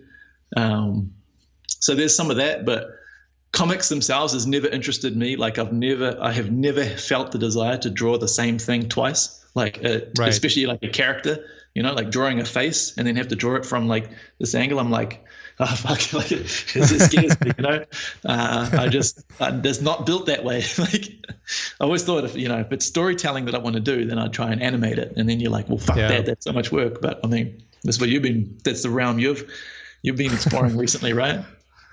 A little bit, yeah. A little bit. A little bit, yeah. I've never been to comics either, honestly. Yeah. I mean, I've had a few, but I bought a few comics. I had few series. Like Torgal was one of the series that I was actually reading because I loved the story and it was like very realistic, and it wasn't very like superhero-ish. Manga's different. Like I definitely have been, Akira and Nausicaa and things like that, like 100%. That's a different story. Yeah. Otomo books and on that stuff. Yeah. It's on the shelf. They transcend the medium, They transcend the medium. Like it's just Yeah, that's a different story. But like quote unquote comics that you would later do like Marvel films out of, that I've never been into that personally either. Yeah, pulp comics. So you buy them serialized and everything. Yeah. But that makes sense. Like getting into film. I mean, your first work was film eventually, right? With a workshop. I mean, that was the first foray into film work, or actually, no, it wasn't even the first film work I'd done. It was just kind of like the first legit, like serious, like employed work. Like I was freelance before that, and I did do some little bits and pieces for film. When I was an animator, I worked on some film projects, doing like title sequences and things like that. But I mean, I guess for the key of it all was just drawing. Like I've been drawing ever since I was a kid, even though I don't really draw that much now. And that has happened at different times in my life. Like it'll ebb and flow a little bit. Right. Yeah. But drawing the same thing ever since I was a kid. You know, I don't know if you're the same. I'm sure most people doing this kind of thing have probably been the same. They've been like drawing dinosaurs or off-road trucks or guns and, you know, like all that stuff. Like I've been drawing the same thing since I was a little kid. And, you know, it turns out if you've basically done your 10,000 hours by the time you're 15. Yeah. You know, like you get pretty good at it. Like it's good fun, you know. And if you start to get into the why things are the way they are and how they work and where you can take that, you know, then like the idea of like concept design for film where you're basically tasked with that, you know, with that need to show people something they haven't seen before or unlock new doors or things like that, even though the reality is kind of a little bit different than that. Than what you might dream of it being, you know, where you have this situation where I wish I could put it on like a t-shirt or something where, you know, the client comes to you and says, you know, give us something that we've never seen before. And you're like, okay, so you're thinking like they need this is the task, and you try your best and you create this thing and you put, you know, heart and soul into it, you put 100% effort and you try and create this thing that's unique and you show it to them and they're like, don't really know what we're looking at. And like, well, you don't know what you're looking at because you've never seen it before. And they're like, okay, well, we just want the Terminator. Yeah. And you're like, oh, well, that's okay. It always is. It's like, you don't want something you haven't seen before. That's the last thing you fucking want. You know, you want something you have seen before because you don't know whether the thing you haven't seen before is cool or not, you know? Yeah, yeah. Like how many times you've been asked to design the shit you've designed for District 9? Like after District 9 came out, that was probably every offer, right? Keloid, man. Keloid. The keloid. I've had so many jobs where people have said, you know, come to you for keloid. And you're like, well, you don't want the same thing that's already been done. I'll do your own, like you've got your specific set of problems. I'll try and design it just what you want. And then you show it to them and they're like, the same thing. They're like, more like this, and they just show you your keloid artwork again. You're like, yeah, I get it. Fine. Like, all right. Yeah. It's a little bit sad because, but that's what the reality is. Like they for the most part, clients, I mean, there are outliers that think differently, but for the most part, they would say like, we want something new and fresh that no one ever seen before. But you have to read it as like, we want something you've done that we know and recognize, and then just change the color. Yeah. So we don't get sued. The worst is when you get into the big projects. And I've had this a couple of times in the past where you've been trying to do something interesting and unique. And you know, you know, just believe in me. Like, that's why you've hired me. Just trust me. The worst is when shit gets focus group tested. Have you ever had that? Like, oh my God. Because basically you're asking people to point out flaws. Like you're asking people to say, how smart are you? They're like, oh, well, this just looks like that. You know, or I like this one, like because it looks like the Iron Man. You know, like I've had stuff focus group tested and I've had the results come back and they're like, well, they like this and they don't like that. I'm like, well, you're asked who the fuck is doing? You can't focus group test this shit because you're basically asking people, you know, you're not showing it to them in the best light. Like the example I always use is the Millennium Falcon from Star Wars. If you had a focus group test at the Millennium Falcon back before Star Wars came out, and you had the sketch, and you had the sketch, like top-down sketch of the Millennium Falcon or maybe a 3/4, and you're like, here's a spaceship. What do you think? People are like, that's not a fucking spaceship. Spaceships are like, you know, they've got fins and rockets like they... Yeah, no, that would have tanked so hard in focus group testing because no one has ever seen anything like that before. But you put it in a movie, you make it move beautifully, you know, you bring it to life, put its own character and everything, and it becomes iconic. Like those things that are iconic will always struggle when they're being focus group tested because they're too unique. There's things that people haven't seen before. They're a little bit edgy. They're a little bit awkward. They're a little bit, you know, off base maybe initially, It's like when a manufacturer brings out a new car and everyone's like, oh, I hate the fucking whatever, the grill. Actually, bad example for BMW recently because they're just fucking terrible. I don't know if anyone's coming around on those. But like, for example, like, there'll be like a new look and then, time passes and people love it. They just don't like it initially because it's too new. It's too fresh. I mean, you're constantly running into that wall with clients and with focus group testing and stuff. They just have to trust you. Like, this is why you hire us. This is why, But again, you're getting focus group tested on these giant properties where they just can't take risks, like it's too hard, it's too risky. I never had that. Like I never been on a project where someone would come back and say like, look, we went through the focus test group and they said it's too edgy, I've had it, man. I'll be like, well, fire me right away. Dude, it's a valid point. They've already seen. They just want the Iron Man suit. Can you just make the Iron Man suit? And you're like, fuck. I feel like it's a balance because like back in the days, like when when you look at the 80s and 70s and even 90s, the amount of properties that would be coming out, the amount of movies that would be made, and familiarity and the lack of ability to actually research and have everything at the glance. Because right now you just Google everything. You've seen everything and you can Google everything, right? Yeah. Everything is there basically. So you have this like a giant library of things right in front of you. Whereas like in the 80s, you would, it would be a word of the mouth that something came out, or you would see a teaser in a theater. So those new films that would be coming out, there would be something revered about that. Like, what is that? Like Star Wars when it came out, like what the hell? Like I've never seen it. I've never seen anything like that. So people were very excited. Now there's just so much of it. I think people are sort of like overwhelmed with new things, and they fall back to familiarity. You know that famous quote, I think it was from Ford, that you can sell any kind of car to, like, you can give any options for a client to buy a car as long as it's black.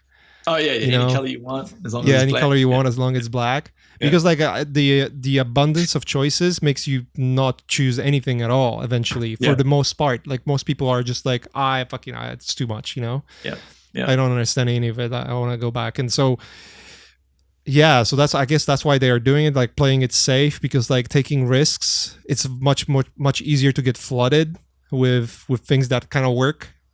Mm-hmm. So it does from that perspective. Like you're dealing with an extremely vocal fan base as well, like especially the vocal minority part of it. They have a lot of power, they have a lot of sway. If you do something wrong, there's a lot of trepidation with these guys. So I get it. It's understandable. A lot of, and cost prohibitive too, to a degree. Like, hey, we're gonna spend $200 million and flop. That's not a good idea. I mean, it's just like that's a microcosm of like the film industry or anything as a whole. Like, for me, that's one of the saddest things as a fan. One of the saddest things for me is that science fiction costs so much money. Therefore, by definition, to have these big budgets, they have to be reined in order to be a safe investment for the investors. They can't take big risks, because if you have a flop, you're fucked. Like they have to make their money back, which means they have to appeal to the lowest common denominator and so forth. You get these films that are just not anything special because they just have to be safe in order to make it a safe investment. Otherwise they wouldn't get their investment money in the first place. So for me, I've always been hoping that things like machinima, I don't know if that's how you pronounce it, but like low-cost animation tools and things that can go out to other filmmakers can help make. I kind of thought it would have happened now, where you'd have more films being made that are made by small teams that are released online, but it doesn't seem to be like a whole lot of science fiction stuff going on in general that I know of. Not that much. It's so difficult. Although I did hear that. I just heard that Evangelion 4, 3+1 or whatever, is finally coming out this year. So. Okay. All right. Are you a fan of the Evangelion rebuilds, the reboots, the new? I haven't seen any. I remember the original. I'll try it. Yeah, I'll try it. They're fantastic. Sure. Like the first one's great. The second one is fucking phenomenal. Like for me, it's one of my favorite science fiction films of all time, regardless of how you feel about the story and about the kind of the place that it inhabits. The sequences in it, the fight sequences, the epic nature of it is about as good as it gets for sci-fi. Like it goes so epic, so cataclysmically large. The fight scenes and the choices that people make and the outcome and like the cost on humanity and just the scale. Like it has these scenes from space where you see the Earth and you see the impact sites of these entities that have come and they're just, it's so graphic and the scale and the spaceships and the little, you know, like, fuck me, it is I have so to check it good. out. Yeah. 2.22 is one of my favorite films. Like, it doesn't have too much of the, you know, Shinji get in the robot, like crying, weeping, kind of crazy, like psycho babble. You get enough of that in the third one. It's just a straightforward, like hard-hitting science fiction film. Like you've got these giant entities battling other giant entities with the entire weight of the world in balance, and it's already post-apocalyptic to a level you can't understand, where humanity is teetering on the edge, but still with this incredible tech and buried underground. And it's just phenomenal. You're dealing with, I love the way that they rationalize all the different elements, how you can have these like fantastic fight sequences with these AT fields and these like, you know, it's all kind of rationalized to just that tasty degree where you feel like it's science at the very, very, very, very cutting edge, you know, like it's just, that's sci-fi. It's just so much fun. Like there's nothing like science fiction, like no other genre can have as much fun because you're basing it on reality. You're just pushing it way the fuck out there. So it's got enough reality, because, you know, fantasy can only go so far before you're like, you can do anything. You can have anything in a fantasy film. Like, there's nothing, no limits, but there's also nothing holding it up, you know? Right. Like it's what I love about science fiction is that it's built on something, you know, so it goes further and it has more impact and it can be like, oh shit, I never thought of it like that, you know, like the science of technology, whatever. I don't know. I'm a big fan. So I'm super excited about the final film and the sequence, even though like I was extremely fortunate a few years ago, 2015, I think, I traveled to Japan with Ash, actually, and we visited the studio car. Yeah. Where we visited. Did you torture Andrew? No. Andrew. Andrew's a good friend. He's like the co-founder of Learn Squared as well. Like we're still, you know. I haven't seen him in a while, man. He's very recluse, man. He sort of like disappeared underground and just doing his job, you know. He's love that guy. Yeah, so we got super lucky to visit Studio Kara, where they, you know, produce Evangelion, and that's awesome. The creator wasn't there, but we got to chat to some people and hear some stories, and it was a real thrill. Yeah. I got to take a piece of the animation paper, like that they actually use for Evangelion. You know, like it's all generic paper, but still it has their logo, and you know, I still have that. That's awesome. Blank piece of cell drawing paper. You know, yeah.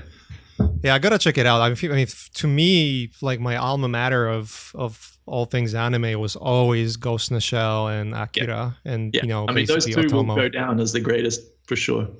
And I always compared everything to it, and like if there was even a slight sort of like, oh, like you guys were lazy with details, like, you know, the story could be great, but fuck you guys, you were lazy with details. Or even the creators of Ghost in the Shell and Akira can't live up to Ghost in the Shell and Akira. Exactly. Like Mamoru Oshii is the perfect example. Like that guy nailed it with Ghost in the Shell 1 and has, in my opinion, missed the mark wildly in every fucking film since. Like, because there's a balance there. There's a balance between the sci-fi, the tech, the action, the cool stuff that I've always been drawn to, and then there's the philosophical, the metaphysical, the religious, political, those intertwined stories. And it's a balance of like the action, the philosophy, and the politics or the religion, whatever it may be in these stories. And the balance is perfect, I think, in Ghost in the Shell. But like in Memories and the others is fucking nah. You missed the mark. It was still beautiful films. It's just like absolutely fantastic. It didn't have like that films, but that thing. Yeah. Ghost, the original Ghost was perfect. It's not great films. Yeah. And Avalon and Skycrawlers and in other ones, he just I never dug that. That for me it was just like it's whatever. For me, the most consistent director, my favorite director of all time, is Miyazaki. Like he is. Yeah. You know, he's never made a bad film or even remotely close to a poor film. He fucking knocks it out of the park every single time. It's just his films are a pure joy. They're most nuanced and exciting and interesting films. Like Nausicaa is one of my favorite films of all time. Like it's just such a perfectly fucking wonderful film. Yeah, it's just filled with things you can learn from, things you could teach kids. It's just Yeah. yeah. It's a range of great to legendary, basically. Yeah, pretty much. Yeah. Yeah, I love his films too. Yeah, Yeah. he never had he never missed the mark. I mean, you can argue some films are better than others, but Sure. I that's mean, yeah. always the case. But yeah, he never missed the mark. Yeah. Yeah, I wish there were productions like that. I don't think in anime you ever see productions that are made to that quality that they used to be done before. It's all It's sort tough. of I like, guess it's tough. It's probably really yeah, expensive, and I guess as time goes on, it's harder and harder yeah, to have the money and the budget to get that kind of talent to work on a Ghost in the Shell until I type film. release Showtime. Oh yeah, sure. Show 'em how it's done. Yeah. Yeah, show it how it's done. It's like such an homage to the 80s and the 90s anime. Yeah, It's the good stuff. Yeah. Yeah. Yeah. If these motherfuckers aren't going to make it, then I will. Yeah. Yeah, exactly. That's my, yeah. That's was like I was looking at the more of the modern anime, and there are some like really good moment. Like some of them have like really good moments in terms of like some of the animations and whatnot, and some of the animations are great, but it's like it's missing. It's the same thing you said about Mamoru Oshii and his films. Like you have this one masterpiece, and then everything else has the elements of it, but it's missing the mark on all the other elements. So I feel like that's what's happening with animation currently. I feel like Netflix is taking chances, and it's a hit and miss. But at least they're trying. Like I guess like the love it or hate it, but Love, Death and Robots was something that no other big studio would ever try, and they were like, "Fuck it, let's just do it." That's fantastic. Yeah. Yeah. Some people hate it, like, "Oh, there is no story." It's like, yeah, whatever, man. Like they took chances. I love those kind of situational moments where there's not a big story at play. It's a world, you're dropped into it, and something happens, and this is what you see. Like I've always been the biggest fan of that.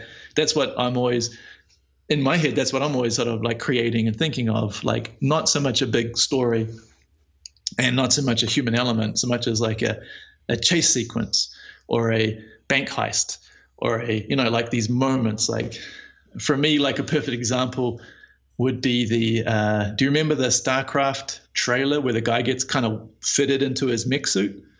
Yeah, from Blizzard. Welded in. Yeah, that kind of thing. Yeah, that's what Berube was directing, right? Yeah.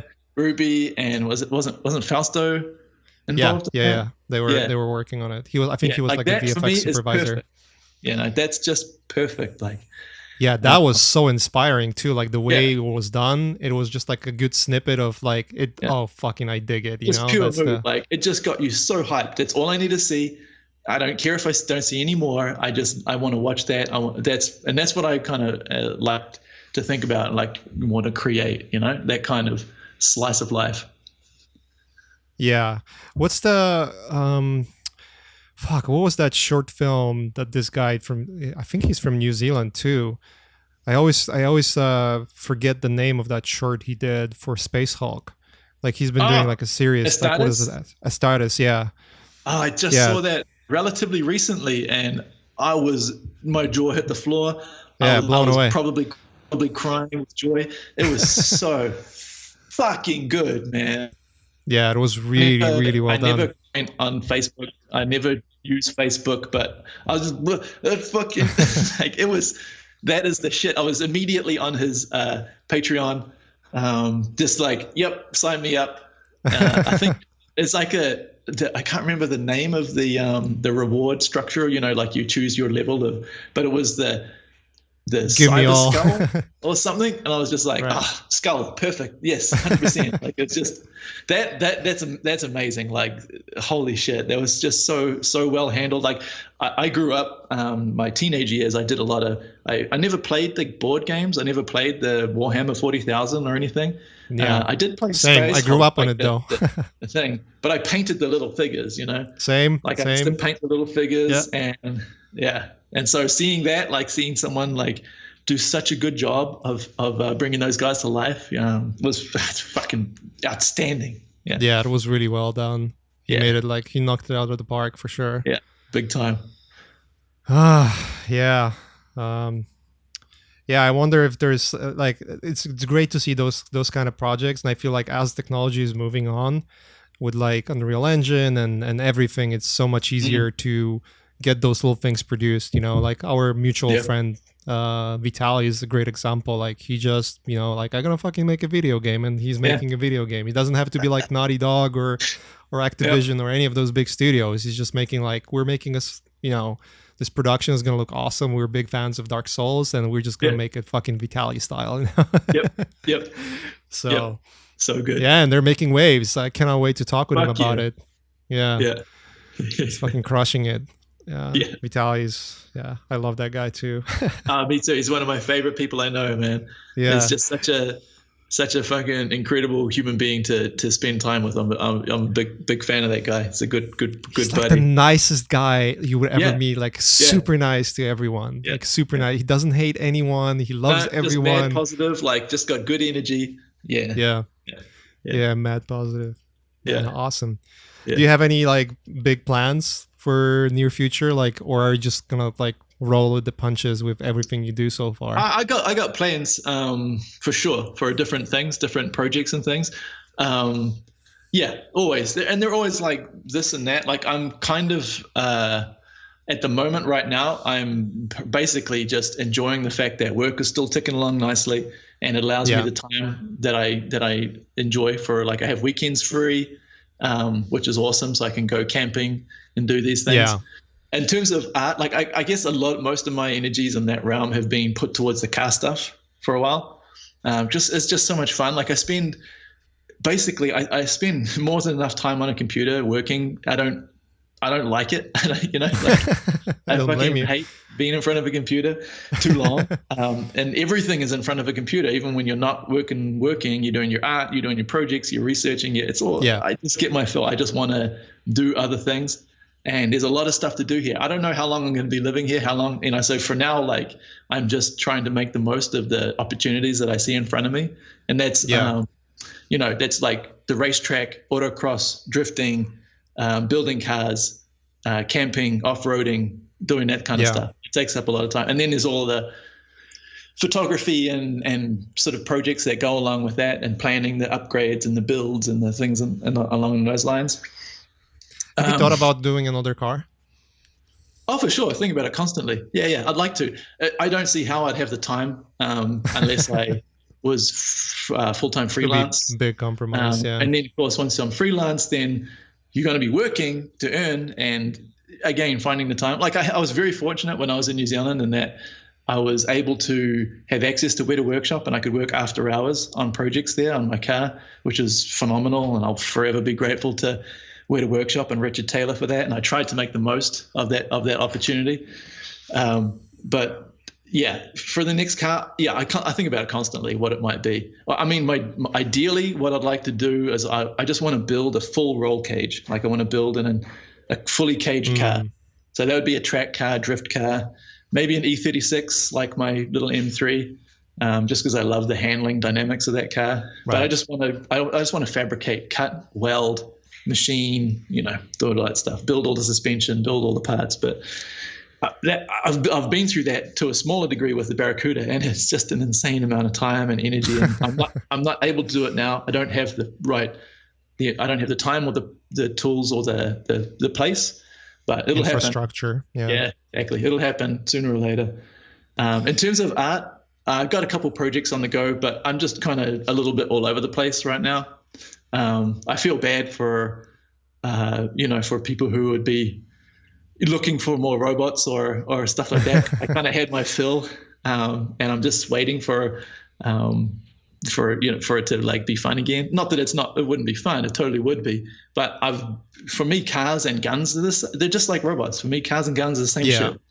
I'm not feeling like I'm lacking outlet in that sense. I was going to mention the carbon thing because I get asked about that all the time, like the carbon book, because I got super fucking pumped about that on Ash's podcast years ago. And I was all on board. I was all, because he was like, do a book. And everyone's like, do a book. I'm like, fuck yeah, I'd love to do a book. And initially it was, I've got all this artwork that I've done over the last 5 years or something, like I have all this, and it's all fairly cohesive. It's all this near future sci-fi stuff. It's the stuff that led to the keloid and the Elysium work. And it was, tons of work. Yeah. So I thought I'll just put it in a book, and I would get to play with the layout with my friend Larry and do the cool fucking layout, really super graphic and bold colors and choices when you turn the pages. I'll do like a Kickstarter campaign to get the funds to put the book into production. And that's how I kind of jumped into it. But then as I started thinking about it and thinking about it more and more and planning it, it turned into none of that work. I want to do all new work. Yeah. And then the realities of that kind of set in. And then I was in between work, and I started to, I was working full time on my Barracuda project. I was putting enormous amounts of time into it. And the appeal just wasn't there for spending all my time working on art. You couldn't show anyone because you want to keep it for the book. And it just didn't appeal. Like, I don't know how to support myself. You wouldn't be making any money off any of that. Books don't make a lot of money. Kickstarter doesn't make sense because Kickstarter only makes sense if you have it ready to go. You just need the money for production. You don't want to do a Kickstarter to fund the actual production of the work itself. So that project just kind of like, I just went,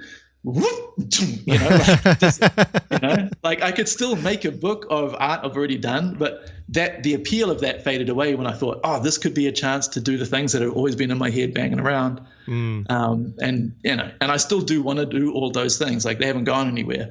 That's still the plan, but just not now, No, it's a bitch to do all that stuff. I was just having a conversation with, you know who Ross Tran is?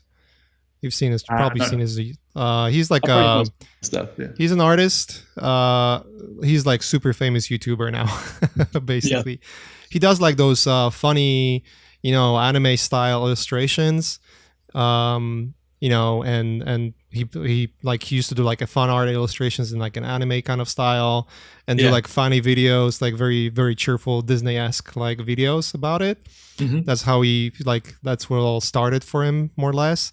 And now he's just like, his channel is giant. He's like a million subscribers on YouTube. It's just like, that's a full-time job for him right now. Yeah.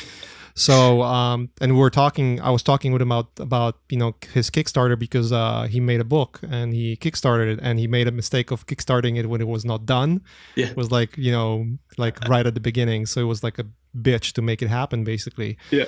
And it's just like hearing the stories, like how many things can go wrong as you do it. Yeah. It's like, I don't blame you. I don't blame you at all for like not getting into it at all. People told me a lot of shit. They're like, watch out. And I'm like, all right. Like, it's incredibly difficult, because like there's a ton of things that, like, once you design the book, that's one thing, but there's like millions of things that can go wrong because of like how the books are produced and printed and shipped out. Like, that by itself becomes like a full-time work. That is, you can kickstart a book if you mismanage the amount of money you need for it to cover the cost and like take your own time into consideration. And then you have full-time work, and then like, it's just, I don't think it's worth at the end of the day. That's why I never did it. Like, I was thinking about making like Showtime book, but it's like, I'd like to make a book on my F-132 concept, because I've been pretty steady at producing artwork for that over the years, and it's been my favorite like outlet when I have a moment to like, do a new variant or do a new render. And it's also been like a big learning curve from building. Could be a catalog, like that could be cool, right? Like if it was like an actual catalog, you don't like you wouldn't have to go through like this. Oh, I need to make 200 pages. Like it'd be just a nice, pretty coffee table book. Just exactly. Like just big, lovely pictures. But you cannot avoid the printing. I have one regret with carbon though. One regret with the carbon book, and that's that I actually had Sid Mead was going to do the foreword. So he reached out to me years ago after seeing my work on Elysium, because he worked on Elysium as well, and he offered, very kindly offered, because he said, if you're ever in Los Angeles, it'd be lovely to meet up. So I took him up on that offer, and he was just such a gentleman, like as he's done with many other sort of artists in the field. Like, he'll reach out and like be supportive and obviously he's the legend. He's Sid Mead. Yeah, So Sid Mead. Yeah. we drove around Pasadena in his was it a Dodge Chrysler, the big 440 powered. It's powered by the same motor as in my Barracuda. It was just a thrill being out to lunch. Drove me all around, showed me the bridges and the things in Pasadena. It was super cool. Caught up with him a couple times at his house, and obviously super saddened to hear of his passing. And also, it kind of I missed the boat and having him write a foreword for my book. So, yeah. Imagine having a legendary Sid Mead forward your book. Fuck, yeah. That's. See, well, I mean, it is what it is. Like you cannot regret. I mean, you could regret, but it's just like that would have been awesome, But just meeting the guy and getting to know him a bit was fantastic. It's just a legend, I wish I had a chance to meet up with him. Like I'm pretty sure I felt just fucking in awe. That was my experience meeting. The first time I met him, that morning I had been to the California Science Center to see the space shuttle, which literally brought me to tears. Like I had misty eyes, looking at the space shuttle. Because for me, my childhood could be summed up with the fucking space shuttle. Like it is the ultimate. Like when I think of an American flag, I think of the space shuttle for it being on the side. And I had the model, I had a toy as a kid and everything. So to see Endeavor, it real, I was just like, it was just mind blowing to see the space shuttle. Yeah. And so I was talking about it when I met up with Sid. I was just been and seen the space shuttle. And he's like, that piece of shit. He starts bagging on the space shuttle. He's like, giant piece of shit space bus. And I'm like, I liked it. I liked it. Yeah. Now he's like, what a shit design.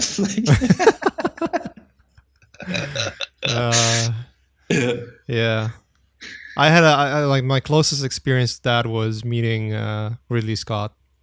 That was something. Yeah. Tell him to stop having anything to do with the script of his films. Just make the film, direct it, don't have anything to do with the script, and everyone will be happy. I wonder how much he actually has to do with it, But it was. I don't think he should be allowed anywhere near the script. That's just my opinion. The films where he didn't have anything to do with the script, his early films, Alien, and even more recent films like The Martian, fucking great films. But when he gets his fingers in, this is just my opinion, but when he gets, oh my God, for me, I will never, ever forgive him for what he did to the Alien universe with Prometheus. It's an unforgivable sin. You have to go back now and rename Alien and Aliens. You have to call it Cousin. It's not Alien anymore. We're related. What the fuck do you mean we're related? If you can't just, you can't do that. You can't just. It's not cool to shrink the world. When directors do that, when George Lucas makes Anakin Skywalker make C-3PO, that's not cool. You can't shrink the world like that. It's not oh damn, that's fucking cool. It turns out that the fucking space jockey was just a guy walking around and just sits in his chair and gets strapped in. I will never forgive him for that. I'll never ever forgive him for what he did. That film Alien, when you see the space jockey, when the camera pans back and you see the dais with the space jockey there, that is truly Alien. You're the questions you have, the wonder that you're filled with when you think of this entity as part of a ship and is traveling through the cosmos for millions of years, maybe, transporting this crazy cargo. It's truly alien.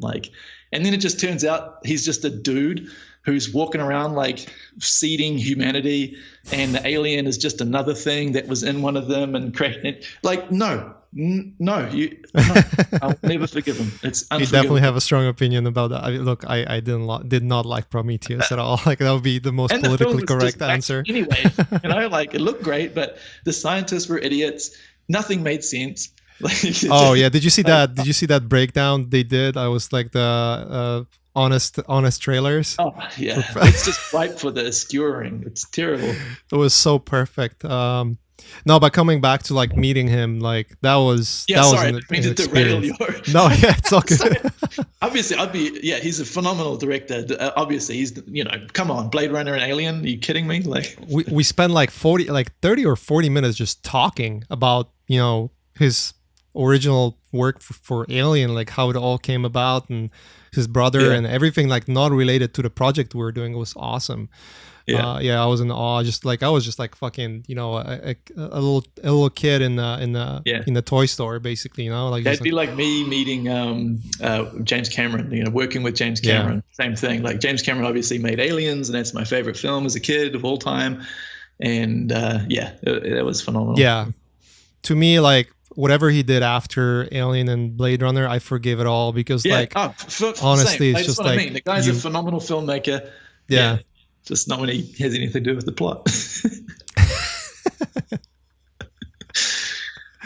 Yeah, dude, we could talk for like, I would say, another 4 hours easily. There's just so many topics to cover, and like, shared experience, like not shared experiences, but like shared interest. Like we didn't even touch about your career at all. Like almost, we talked about art a little bit, but who cares? There's something in there. Yeah. But like we've been talking for 2 hours. It was great. Oh shit, we have been. Yeah, dude, time is fucking flying. Yeah. I want to get you back on the podcast evenally. Like we got so much shit to talk about. We should hang out soon too. I do kind of tend to put off these things because they're always like I've always public speaking or anything like that. Like anything like that has always scared me. And that's not usual. But it is good fun. Like it's totally fine when you get into the swing of it. But I get it. Everyone's different, dude. I don't blame you at all. Sometimes, Dude, we all have priorities. We all have things we want to do. So it's like, to me, it's like, we finally fucking did it because like we're just talking about doing it like for like how many years? So it's good, but I don't blame you. Don't worry. Yeah. Well, man, keep your mountain bike. Let's go for a ride. Yeah, dude. Happily. I just need to get like, let me do a couple of trials first, because I feel like my stamina and everything is gonna be like shoddy after being a dad for like 5 years. So it's like all fucked up. The first ride I went on with my friends when I just got my bike, the first ride, I was so demoralizing. Like we rode along the flat ground and then we're like, we'll go up to that trail. That looks pretty interesting. We got like halfway up this fucking hill and all three of us just died. Just were like dry heaving and like on the side of the bike, like, like this is just, it was brutal. Yeah. But I think the fitness came back pretty quick for me anyway, like being able to ride. Once you start doing it, for sure. Yeah. Yeah. I've told that story maybe before you met me. That was like years before you met me. Actually, I was a fat piece of shit, dude. Yeah, dude. I was like, computers. All right, I know it's politically incorrect thing to say, but I was fat for most of my life, like really, really overweight to a point of obese, basically. Yeah. And so like I don't feel guilty about fat shaming because I was fat shamed into being healthy, and I don't regret any of it. Yeah. I started running. I started basically like it doesn't require you to do much. You just have to like, hey, stop fucking eating candy and just start running. Just do 15, 20 minutes a day, like 4 times a week. You're going to lose weight like right away. And 3 months, I lost all the weight. Yeah. 3 months. Took me 3 months of not eating like shit. Yeah. Like, okay, look, let's be reasonable. If you're like in America, if you're poor, eating healthy is incredibly fucking difficult, no matter what, right? Because you just don't have like, you cannot afford like regular healthy food in this country if you're poor. That's just fucked up. But you can definitely avoid eating candy, you know, and drinking soda. Like drinking soda, just that alone will save you money. Just drink water and start. Like if you just start, like you don't need a gym either. You can just start running around your house, you know, and just do 15 minutes. I can guarantee like first week you're gonna be sore as fuck, but you're just gonna start losing weight and you're gonna feel great. I remember first run I went to was 15 minutes. I literally run for a minute and a half, and the rest of it was walking because I was exhausted. Yeah, I just couldn't fucking do it. And but and then next you run and build it the up. next Yeah. run, a little bit. Yeah. Yeah. Yeah. I did the Couch to 5K program. Oh, It was yeah. perfect. Yeah. Yeah. There Worked. you go. Yeah. It was Damn. perfect. So, Nice work. yeah. So I kind of dad bod myself past 5 years, but not to like a extensive degree. I'm still, I'm still keeping. I know like my ballpark is not to go over 200 pounds. Yeah. And I've been pretty strict about that because that's like, it's still healthy weight. I still feel good. I don't get super tired for no reason. Yeah. It keeps me healthy, especially like when you sit in front of a computer and work all the time. Yeah, you kind of have to do stuff. It's horrible, The man. problem is like I'm It's obsessed horrible. about doing things, just like yourself. Like when you get obsessed about something, Yeah. it's so easy to sort of like brush off. Like, oh, I don't need. I'll skip Yeah. workout and work on something. And Yeah. then it snowballs to like you're fucking just basically hunchback, like looking like a turtle. Yeah. Yeah, I don't know. For me, I'm kind of somewhat the opposite. Like I've always been really active. Like I like to do stuff, run around. Some people and, are, like, yeah. Jump and move around. I've always like struggled to put on weight. Like always been super lean. Like I've always wanted to like to be more, to put on muscle or whatever. It's just super hard. It's always been that way. And I don't know whether a lot of it is genetics, dude. A lot of it is genetics. Factors with being like a fast metabolism or whatever, like whether you're lean because you like to run around or you run around because you're lean, like whether the metabolism, like I don't know which comes first, but it just seems to be quite common where, if you're, naturally just like running around doing shit and can, like I've always been into, hiking and out doing, sports and some sports, mountain biking, for example, things like that. Right. And I've always been able to do stuff, whether that's, I don't know. It's just, that's always been my nature anyway, which is why working on a computer is like really hard. I don't enjoy it, and it's been bad for me too. Like whether it's drawing or working on a computer, like my lower back and my shoulder are give me trouble, because you just, and my hamstrings get super tight and, shit like that. It's like, like, I've had my fill. I just want to go outside. Yeah. Yeah, it's different for everyone. I get it. Like some people have real hard time, and it's a lot of it can be dealt with just like a little bit of lack of motivation or having a little bit more motivation and just like pushing yourself. Mm-hmm. But I get it. There is. I have some friends that they could fucking eat pizza every day and they're shredded. So yeah, a lot of it is just genetics like, too. Yeah, for sure. I can eat whatever I want. Can't put on any weight really. Like. Dude, if I lose myself, eat like shit, I'll be fat like real quick. Yeah. To me, like the saving grace of like snack, like because I end up, like especially if I work too much, I end up snacking. But my saving grace is being pretty strict about intermittent fasting. I don't eat. Mm-hmm. I don't eat for like at least 12 hours straight. I never have breakfast, so. It's like, everything you hear about intermittent fasting sounds fantastic. Like it's a just a pretty straightforward go-to if you want to like have a healthier metabolism, diet, and body size. Like just restrict that window of eating is a number one thing. It seems to work. Yeah. Yeah, there is so much research around it that it's pretty straightforward. Yeah. All right, man. Where can people find you if they want to search for you? Some mountaintop somewhere around Southern California. Online. Bro. Yeah. Yeah. Don't. I mean, online, obviously. And Instagram is like the only social media that I use. I mean, anything I post on Instagram goes on Facebook, but I never use Facebook or check it or anything. It's just my name on Instagram. It's a little skull as the little avatar. Be prepared for lots of pictures of cars and lots of pictures of my cars. I mean, that's it. That I want to talk about that briefly because for me, that's a really tricky thing because that's an outlet. It's your outlet. This is where I put the things that I like. And what I like and what I do a lot of is, I like to go places, do things. And I love photography because it gives me that creative outlet at that time. For example, the racetrack or the camping or whatever it might be. So you can take these photos and it gives me something to do, to aim for, to work towards, the plan, the equipment, the technical aspects of it, the grading, the editing and all that things. And now recently with like drone footage and things like that. But at the same time, like I feel bad because it seems like you're just putting out like this is what I own, like, because they're a picture of my truck. Like, I own that truck. And it's like, it's not, for me, it's not like, oh, look at what I have. This is just like, this is a scene that I enjoy. This is what I've captured. I don't want to be part of it. I don't want to be in it. It's just nothing to do with me. It's just, this is what I like. This is what I want to put out. This is what I want to see on my feeds and stuff, along with all the other, if I've done art or I have art I can show from projects or clients or whatever, obviously. Right. Yeah, because I don't know. I just kind of feel like I'm trying not to do just nothing but pictures of cars and trucks and whatever. But at some point, it's inevitable, like, to a degree, And yeah, it all depends, what your approach and goals are.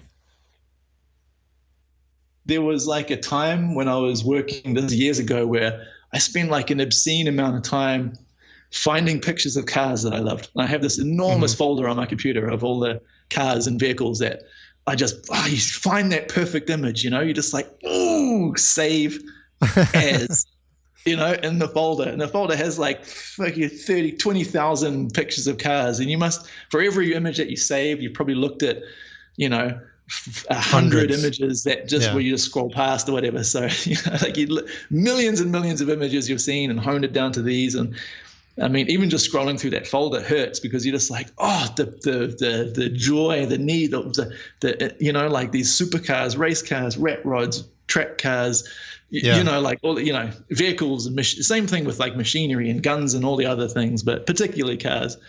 Like, my goal is to create images that I would have gone, ooh, save as, like, so that's what I enjoy. That's what I enjoy doing. Like, it's a nice outlet, because I'm going out and doing those things anyway. I'm going camping, or I'm going like taking vehicle, enjoying that stuff. So the photography is a nice outlet for that. All of that's a long way of saying, like, I apologize for people who are following you for robots and all there is fucking cars. That's actually the same thing. It's actually an interesting topic, because I had recently Lois. She's like one of the most popular artists on Instagram, basically, and she had an interesting point about the way Instagram profiles, the really successful ones, work. It's like, it seems that the profiles that are very sort of monotone in tone, meaning like they offer exactly one thing and one thing only, seem to be more successful, because people subscribe. Yeah, people subscribe to see that one specific thing. Yeah. And it's like you could think about it. Okay, if you look at it from the business perspective, like, I want to grow my Instagram profile and get more and more people following it. I mean, one of the goals could be just like, the more popular you are, obviously the more visible your work becomes, and it's easier to find you across like this giant mess of art and this almost mainstream level of art that is there right now. So it's like, it's much easier to discover your persona, and that means you're gonna be exposed to more prolific projects and whatnot, right? Yeah. But there is something to be said about that as well, where sometimes not being so exposed, but instead just having those projects that come out every now and then, but then when you drop it, it's like something so fresh and new that everyone takes notice. I don't think there is like a end all be all route to those things. I'm not looking to grow. I mean, it'd be great. The more followers you have, the more potential. Like, especially, there's been a couple of kind of sponsorship type things with vehicle related things, like, where you get discounts on parts or like on major purchases, because you can leverage your social media contacts and followings, and you can promote them, or you can take fantastic promotional material for them to use and their promotional material. So I've been doing that, because obviously if you can save money on buying these super expensive fucking car parts and tools and things like that, that's great. So, and that seems there's a lot of benefits of that for sure. A larger following, that just means it opens more doors. But I thought about that a bit when I was thinking about Instagram and your page and your thing. And, obviously I see people who, for example, cars. If I did nothing but take photos of the Barracuda, I could have a much larger following, because it's like you say, if you just do the one thing, there's endless examples of that, where people with a cool car, and they just take endless photos of it, and that's what their page is. That means anyone following knows exactly what they're going to get. They enjoy this car. For me, you might get a jumping spider, or you might get a a Raptor photo on a thing, or you might get a robot, or like it's not ideal if you want to hone it down and make it appeal to that people who just want to get their fix, and you can grow your exposure like that. For me, this is just an outlet for the things I enjoy, and it's for no other reason than I just want to put out the highest quality things that I enjoy on there, and I enjoy it. Exactly. It's good fun. Yeah. It's genuine. So like, who cares? I don't think you have to apologize for any of that. Like, you're just showing your interest. And if someone shares your interest, great. If someone doesn't, then like, yeah, I just don't want it to, you just don't want it to feel like you're, like it's a show off thing, because if you got like a cool truck, Right. and the truck's quite expensive and I'm paying for it, and you have to figure out how and why, and that you don't want it to be like, that's not how it's intended. Any of that stuff. It's not like, look at what I have. It's like, I don't think you're. I don't think you're any close to having that kind of, response from your audience. I think if you would spend a little bit of time of like researching on YouTube, you will see a lot of those videos and profiles that people just like basically clout. Yeah, exactly. Yeah. Just like, this is my clout, They do, but they do it so obnoxiously. Like, the difference is night and day, dude. Like, that's just. Yeah. Well, like all those are YouTube videos. If I start dropping the 5 reasons I hate my Raptor, then exactly. And then the first 5 minutes, like, hey guys, look at this fucking awesome Raptor, and then you like praise it, and then just like fucking couple of drone shots and like slow B-roll, taking notes here. Yeah. I hate those videos, man. I hate that shit. I mean, like, I don't blame them, because people are making livings doing that shit. It's good money. It's just, I wouldn't. You can make really good money doing that, so I don't blame them. Like to be younger and see that. It's a brutal world out there in that realm, man. Like 5 reasons I hate my Raptor. Yeah. Maybe I should make it 6. Yeah, there's so much of that. I don't blame them. Like, and you can make good money. When I used to live in Marina, half of my neighbors were YouTubers, basically. Yeah. So it's legit now, man. It's legit. It's legit. Yeah. It's legit. So. All right, dude. Let's wrap it up here. Cool. Fun talking, man. Yeah, good, Good shit. Yeah. Follow Aaron on Instagram. It's Aaron Beck, right? There's no like underscores. It's like _Aaron_Beck. But if you just type in Aaron Beck, you'll find it. Yeah, you will find him there, and I guess aaronbeck.com. I don't know what your website is, but that's probably what it is. Yeah, that's it. All right, we can wrap it up here. Yeah, Thanks for listening, subscribing, and yeah, till the next time. Cheers. See you all. All right, dude. We're good. We're done. That's it.